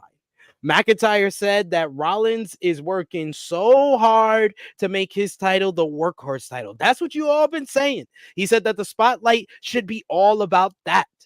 McIntyre said that he wouldn't get that moment. He wouldn't get the moment that he deserves at WrestleMania, but he would get the moment that he earned. Rollins said that McIntyre was a spotlight junkie just like him. McIntyre wanted the spotlight and wanted his moment because when he won at WrestleMania 4 years ago, it was in an empty warehouse. And you've been complaining about it ever since. That's all you ever say. McIntyre fumbled the ball, though, when the lights came back on. When everybody came back and the lights shined bright, McIntyre fumbled time and time again, every time he got a chance. Rollins, though, he shines the brightest when the lights are on. And at WrestleMania, McIntyre would find out he wasn't as good as he thought he was. Good promo as far as redirecting this whole story about them. This felt more, unlike the last couple of weeks, felt more directed towards building up the McIntyre and Seth program and not Seth and McIntyre's program setting up the tag team match on night 1. This felt more directed towards building up their issue with one another. But I think the biggest problem here is that Drew McIntyre is the babyface based on what these two individuals are saying. Because everything Drew McIntyre is saying about Seth being a hypocrite is correct. Because yes, he is going against everything he said he does. So until he admits that, Drew's the babyface in my eyes. You're 100% right about that last point. Like I said before, like Seth feels like a heel here, but when he's on Fridays, it's like I want to root for him. He feels like the underdog on Fridays. Yeah. To me, this was just okay. Like I felt like the ending fell flat. It got no pop, as famous Roman Reigns said. It seems like every week the heat is dying on this. Like we're just drag. There's no more story to be told here, and I think that like I It's said, like they need to get physical, but they already have twice. yes. And If this is why I'm saying with like I don't know, and I think that the real question that I'm trying to get at, and it's probably be our main question for True Hill Heat on Saturday, so feel free to join us, Romeo. But I feel like The Rock is making the main event program and the tag team match on night one, and even by just the position being connected to it, the Roman and Cody match on night two, those are unbelievably hot that I am noticing a lot of other feuds are cold. I have a couple of things to say. One is I feel like I feel like we have to remember this was never the original plan. If this was Seth and Punk, I think this would be absolutely on fire. And it's not any fault on Drew. It's not Drew's fault because Drew's good. It's just that they've done this match twice already. So like, it's how can you rebuild the heat again in such a short span of time? The first match was at Crown Jewel, which was incredible. That match is incredible. It's going to be hard on top at Mania, but I don't put it past these two because you got Drew McIntyre and the modern day Mr. WrestleMania. But it was supposed to be Punk Rollins. We have to remember that. But not that's not excusing that what this is. I also think it's hurt coming after the 3 promos from earlier in the show. You got Jimmy J, you got Cody, and then you got Gunther Sami. And to me, all those 3 felt bigger and a much bigger deal than this. And this comes on 4th. It's like, I don't agree with Seth Rollins being the modern day Mr. WrestleMania. I'm sorry. If you're supposed to be the modern day Mr. WrestleMania, you have to go like consecutive years of not just having great matches, which he does. He has great matches, but there's a lot of guys that had consecutive years of having great matches. You have to steal the show multiple times. I don't think he's earned that moniker yet. He has great matches, but 9 times out of 10, you could probably name all the WrestleMania shows that he stole on one hand. Well, who else would it be? The modern day. Oh no one's earned it. We're not just gonna give it out. No, don't worry like that. Don't worry like that. We're not just gonna give it out all fancy antsy. Oh, you have great matches every year. You're a Mr. No, it don't work like that. You got to steal the show. So until someone earns that, there's no modern day Mr. WrestleMania. Mr. WrestleMania is a moniker that Shawn Michaels retired with. Okay. That's how I feel. Becky Lynch says that she was just weeks away from WrestleMania, but she was willing to risk it all tonight because that's what she did. All she knew was taking risks and fighting, and she would be the last woman standing, but that wouldn't be the last time we would see Becky Lynch before the night's main event. And then at this point, we got the big announcement right before we went to commercial break that The Rock will be live for the first time back on Monday Night Raw since the Day 1 edition on January 1st. He will be back on Monday Night Raw April 1st, Brooklyn, New York, the go-home show to WrestleMania 40. How excited are you to see The Rock back on Monday Night Raw? You guys should do a watch along for that one because we probably, I don't know if we're going to do a review because we got our preview and stuff that week. So I should do a watch along. Yeah, probably. No, but yeah, I figured The Rock was going to be in New York City. He's not skipping that. I wonder if Roman will be there too. Because then that Friday is in Philly, right? I don't think Roman might be there. Of course he's going to be The SmackDown before is in Connecticut. I don't think anybody wants to make that trip. Yeah. Have all 4 there on that Monday. I can say that. We got Chase who says this WrestleMania is pretty frigid, like it's gonna be in Philly. Yes. I highly disagree, Chase. Highly disagree. So what's the hot rivalries for WrestleMania outside of Rock and Roman and why do you say outside?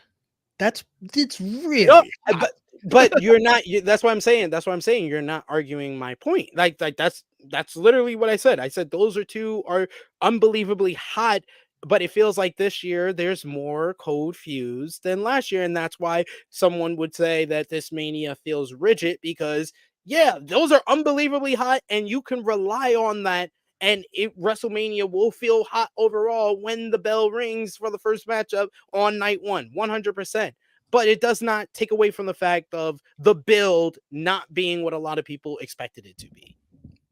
The build They're not just expecting it to be an all-time. They weren't just expecting this whole WrestleMania 40 to be an all-time event. They were expecting the build to WrestleMania and more than the top matches to be all-time builds as well.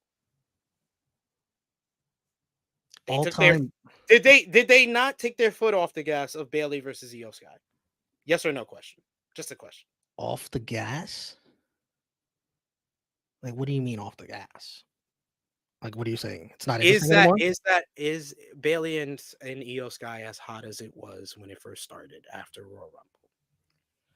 I mean, yes or no question. Are you looking forward to no it? question. I'm looking forward to it. Yes, I'm looking yes forward or no, that's not what I asked. Does it feel as hot as it did after the Royal Rumble? Does it get the same type of crowd reactions? Did the angle that they did on SmackDown, did that get the same reaction as the first angle they did? No. That's a simple question. No. Thank you. That's all I needed to know. Jimmy and Jay, they did a good job. They got a good reaction on this show, so we're not going to argue that anymore. You've already admitted that LA Knight and AJ Styles feels very thrown together, and they've been feuding for 3 fucking months, and it feels like for no fucking reason. And the Logan Paul and Randy Orton stuff has been good, but that also feels like this is not the plan.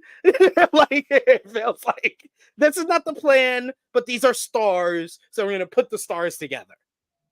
So, like, I thought that Logan Paul versus LA Knight, that would be like an all-time build. You can have them go out and cut promos with together. I thought Jimmy and Jay from the Royal Rumble on, I thought they would be involved in each other's eliminations, and then you can get Jimmy to do what he did as far as costing Jay big matches, and we get to WrestleMania and it'll feel as hot as it could be.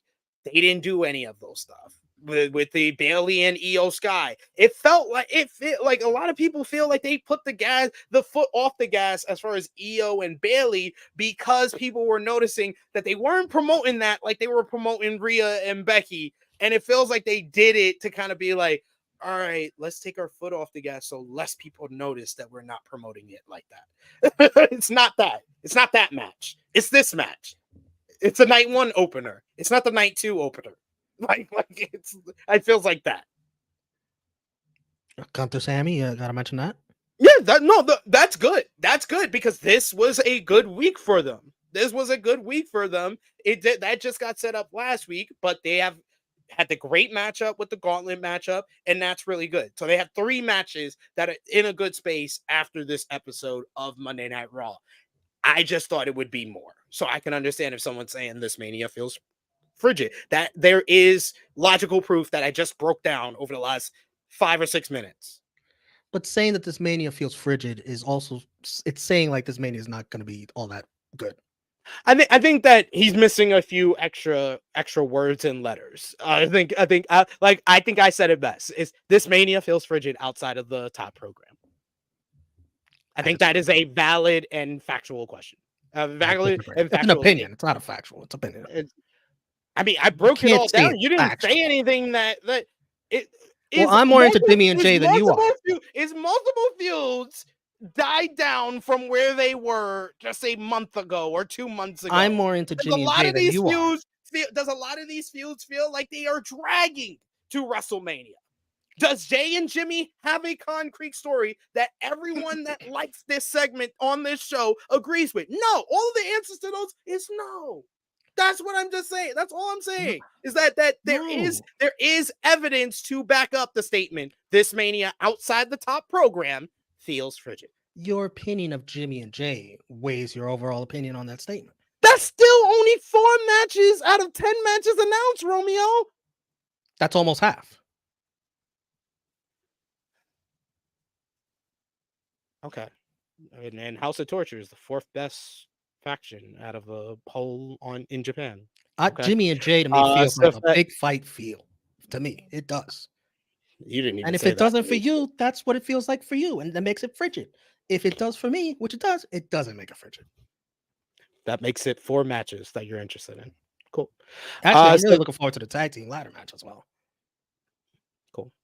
Safet says Roman Reigns will be in Brooklyn on April 1st for the final Raw before WrestleMania. So it seems like we're going to have all 4 guys on that final Raw. But then you had the 4th or 3rd and final qualifying matchup for the WrestleMania I 6-pack completely tag forgot team. this was on the show. Tag team ladder match. Oh yeah, you're really excited for that WrestleMania 6-pack tag team ladder match, The right? New Day gets thrown in. We had Otis and Kingston. They tagged in after commercial break. Kingston hit Otis hit Kingston with a big back elbow. He hit Xavier Woods with his belly. He had a slam and then a caterpillar on Kingston. But I thought that Tozawa really stood out in this matchup, especially when he comes in, fires up on the offense. It's a big Hurricane Rana, followed by a big diving senton onto Woods for a near fall. Kingston would break it up. Kingston takes out Otis with a tornado DDT on the outside. Woods puts down Tozawa with a big spinning sit out power bomb, and then follows up with the limit breaker flying elbow to pick up the 1-2-3. New Day qualifies for the WrestleMania 6-pack tag team title ladder match. What did you think of this one? I thought this was solid and exceeded my expectations because I thought it would go 3 minutes and it went almost 9. I have no interest in the Alpha Academy if it's Otis and Tozawa. I'd rather see Otis and Gable out there. I'm just being honest. Tozawa does nothing for me. Nothing. Maybe I'm just still angry at him because he beat Ivar for no goddamn reason. Maybe that lingering effect hasn't gone away. So sorry, Tozawa.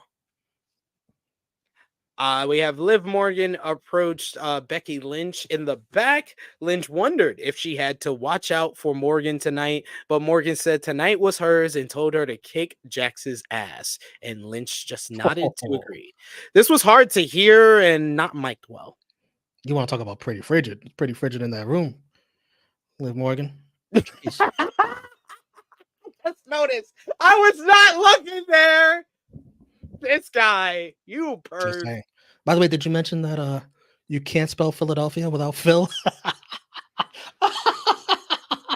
What a line. What a line by CM Punk. He will be at WrestleMania. He will be there. He will. DJ Eric saying, because I saw an article about Hardy's possibly showing up at the biggest WrestleMania of the year. DJ Eric says, if it could happen, he says, do you think WWE would throw the Hardy Boys into the rewind to the beginning of the show? Exactly. Like argument. I tried to help his out because I saw he put. You got to read the comment because he's a member. I understand. Thank you, DJ Eric, for being a member. But we are not arguing again. It's time to wrap it up. We appreciate it. Next week, the show is in Chicago. CM Punk, we see him training and getting ready. And yes, he says that he looks like one of those robots that writes WWE comments. You can't spell Philadelphia without Phil. He says he'll be at WrestleMania and he'll be in Chicago next week on Monday Night Raw. I suspect a Drew McIntyre segment with CM Punk. Oh, you have to. Yep, CM Punk at Mania. That excites me even more for this frigid show. Why you get so defensive? It's so hilarious to me. They acknowledge that Becky Lynch visited the White House and that she passed her test to become a U.S. You want to talk about frigid? How about our president of the United States? Will you stop? Ice cold. Yeah, Becky Lynch going one-on-one with Nia Jax. Last woman standing matchup. I love the fact that they gave them plenty of time to work this matchup. And boy, oh boy, did they deliver. And they used various weapons throughout this matchup. One point, Nia pulled out a steel chair, sits on the steel chair, nearly choking Becky to death. She pulled out some tables. We got kendo sticks. One point, Nia was sitting on her and she hit her with the kendo stick to the back. Then Nia body slammed Becky onto a steel chair, hit a big lay drop. She positioned a chair over Becky's body and sat down on it, but Becky was able to attack her. And then we get Nia smashing Becky on the steel steps at another point of the matchup, putting Becky down, but Becky was able to rise to her feet. Becky was able to make her comeback. She slid out a table. Jax placed Lynch on the table outside the ring and began to climb a ladder, but Lynch rolled off. She then pulled out a fire extinguisher and fired off into the crowd and into Nia's face. Yes. Lynch tried to spear Nia into a corner table, but Nia was able to pick her up. Samoa dropped through the table. The ref didn't even wait for the referee's count. Nia did, but she hit a big annihilator. I love this spot. I always love it in a last man or last woman standing matchup where you just beat the 10 count by just rolling out the ring. Yeah. I love that. It's I always smart. love that spot. It's always smart. Veterans do it. Absolutely. Jack sets up for a Samoan drop off the apron through a table, but Becky's able to fight out of it. It's a big manhandle slam through the table. This looks great. Great spot here.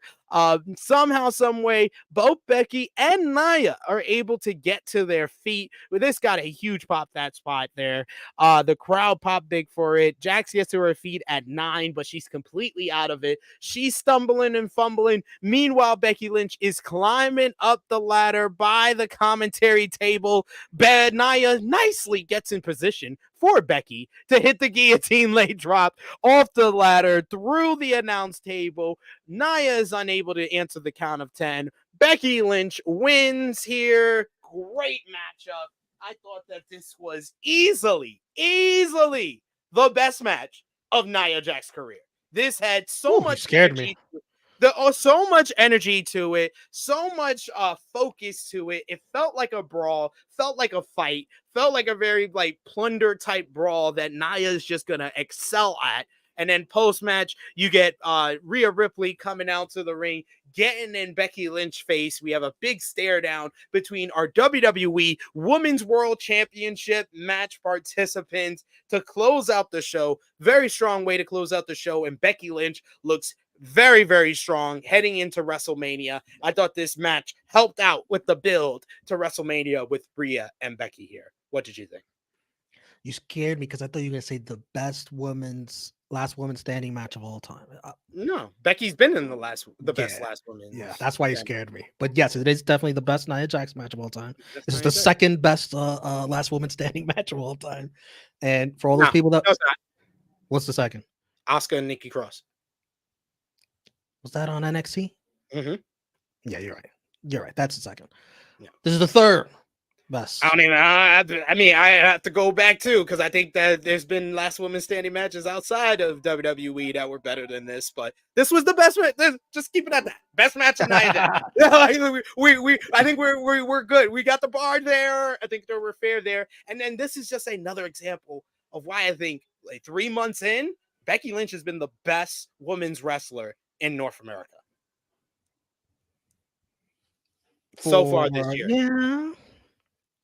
She's been, especially the last 2 weeks, banger with Liv Morgan, this match with Nia, the Nia match at day 1, her contributions to the women's Royal Rumble that everybody enjoyed, that thought that was so much fun, the women's chamber matchup that I thought was better than the men's chamber. Like, yo, she's been putting in work. She's been putting on her working boots.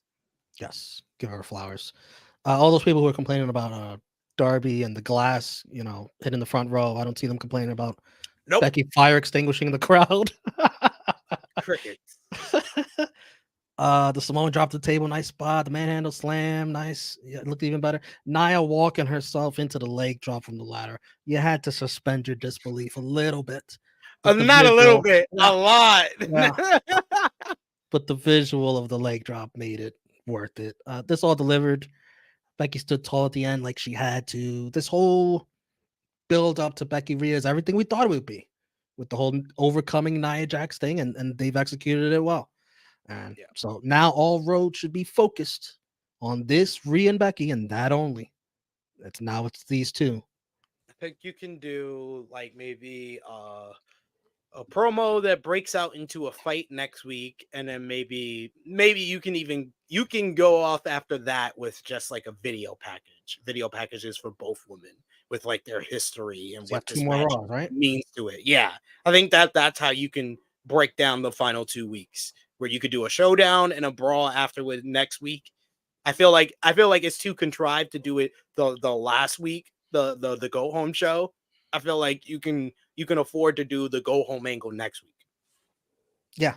Or you could do like a sit down like they did with Rhea and Nia. You could do that, yeah. The final week, Yeah. the final week, yeah. I can do that. I can see they could that. deliver with that. We got a Becky Balboa speech. We got a Super Chisholm donation, super chat from Will Chisholm. Thank you so much, Will. He says, I see Punk had an Avengers shirt on, so we know what that means. But if Cody is Cap, who is Punk in the Avengers? I think that's easy. Iron Man. He has Seth this. is Iron Man. I don't know. Yeah, Punk can't be Iron Man because he's fucking made of glass. But Punk, He's like Vision. you have Punk. It's very easy to take care of Vision. Just take the stone out of his head. It's just that Punk and Robert Downey Jr. They have the same snarky attitude when they speak. Like it's just that's what does it for me. I think he's Hawkeye. Hawkeye would always be out of action. Remember first Avengers, then he would go home in the second Avengers, then in Endgame he was Ronin. They had to convince him to come back to he's always out of the Avengers. He's never in the Avengers. So I think Hawkeye fits the bill for him. Seth Rollins feels like a Thor. He's just so over the top cartoonish. That's Robert Downey Jr. Robert Downey Jr. wants to be the center of attention every room he walks in, and Thor that's is CM Punk, isn't that not? CM Punk's gonna do it by being the loudest in the room or the most honest in the room, and that's not Tony Stark. Tony Stark not always honest, not always honest. That's for damn sure. Hawkeye is. That's why I think Hawkeye is the perfect one, because Hawkeye eventually is an anti-hero as well as Ronin, which fits CM Punk as well.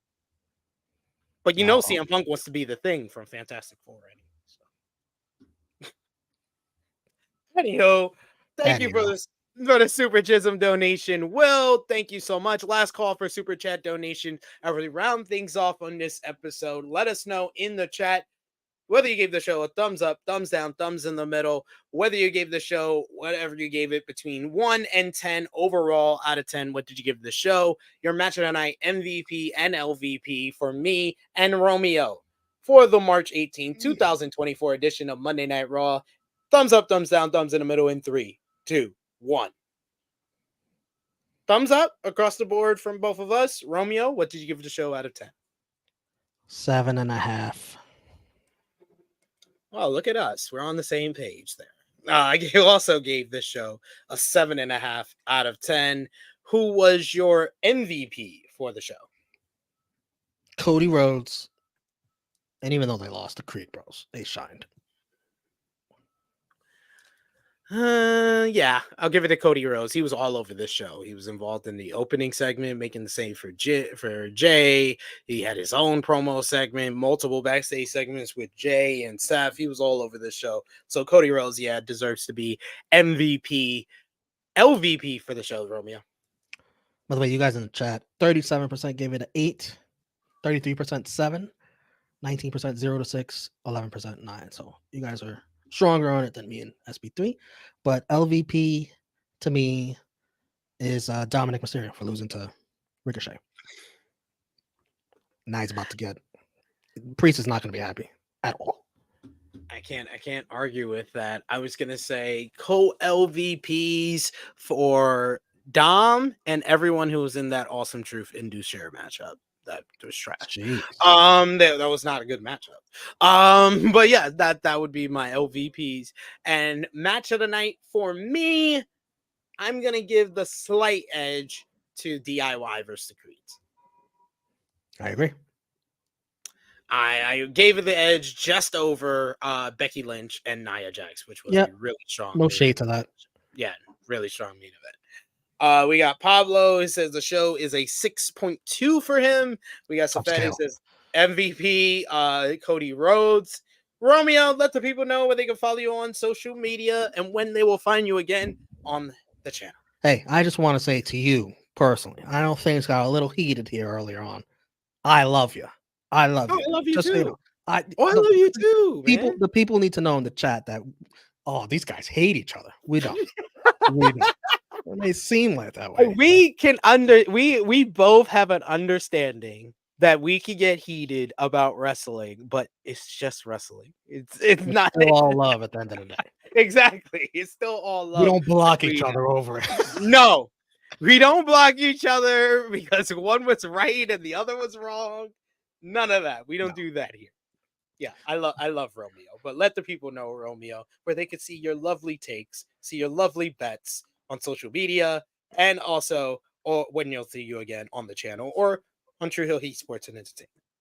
For Romeo Anthony on all forms of social media, we're gonna do Romeo Mania, which is just spinning the wheel, watching all the WrestleMania matches. That's probably gonna be next Saturday, if that's all right with SB3. You're all good in the hood as long as it's a couple hours after True Hill Heat. Let the people enjoy the flagship. But yes, I will be back then. I will be back tomorrow, I believe. We're doing our Dark Side of the Ring season 5, episode 3 review tomorrow, because on Friday I'm gonna be on the channel again, folks. We got our NJPW New Japan Cup final review on Friday. I think Sanal will be here. I'll try to see if we can get some more guests to talk about everything that went down in the New Japan Cup. So yes, you get one final time of me. No, there's two final times. Let's be real. I'm gonna complain about it on the True Hill Heat flagship podcast as well this week. So 2 final times of me complaining about how House of Torture ruined the New Japan Cup. Friday, Saturday, flagship on Saturday, the review of the final on Friday, and of course, AE Ramble on Thursday as well. You can follow me on the Twitter machine at True Hill SP3. Follow the gang, Facebook, Twitter, Instagram, TikTok at True Hill Heat. Patreon.com/True Hill Heat. Get your True Hill Heat True Hill Heat Prediction Championship, as well as more exclusive content and True Hill Heat Sports and Entertainment. We got some good content going over there. I want to thank everyone who already went over and watched. I put it on the community tab yesterday as we launched our first entertainment side of the channel video with a full everything you need to know before tomorrow's premiere for Marvel Studios X-Men 97. I rewatched the entire animated series and went through the most important notes, the most important plot lines teased in the trailer, everything you need to know before the premiere tomorrow. Go over and check that out. Also, check out the True Hill Heat Flagship Podcast 268 from last weekend. Check out our latest exclusive interview, True Heel's BTR Between the Ropes with Speedball Mike Bailey, Trent Seven, Speedball Mountain of TNA Wrestling. Also, check out Collision Discourse from this past week. It was supposed to be me and Sober Guy JJ. It's just me for an hour, yelling at a camera. And thank you for Romeo, most of all, not only for being here, not only for being a friend, my brother, but for showing up, because that was Shout out to the chat, Will and Nick, for the super chats. Appreciate you. Worried. Thank you to the chat. Thank you to all of y'all joining us. If you're watching on demand, drop the thumbs up, comment down below, let us know what you thought about this week's Monday Night Raw. This has been Rated Raw Review number 15, LDS, for the March 28th. March. By the 18th. way, let me just say really quickly, I noticed a lot of thumbnails out there, very, very brave, writing little dick. I hope YouTube treats you well for writing dick on your thumbnails. I was not going to take that risk. Oh, let them know, Romeo. Let her know. I cannot believe Wrestle Talk did Wrestle Talk. What? You guys are the most safest of them all. Let them know for Romeo. It is me, your True Hill feed. And Rated Raw Review number 15, LDS. We are signing off.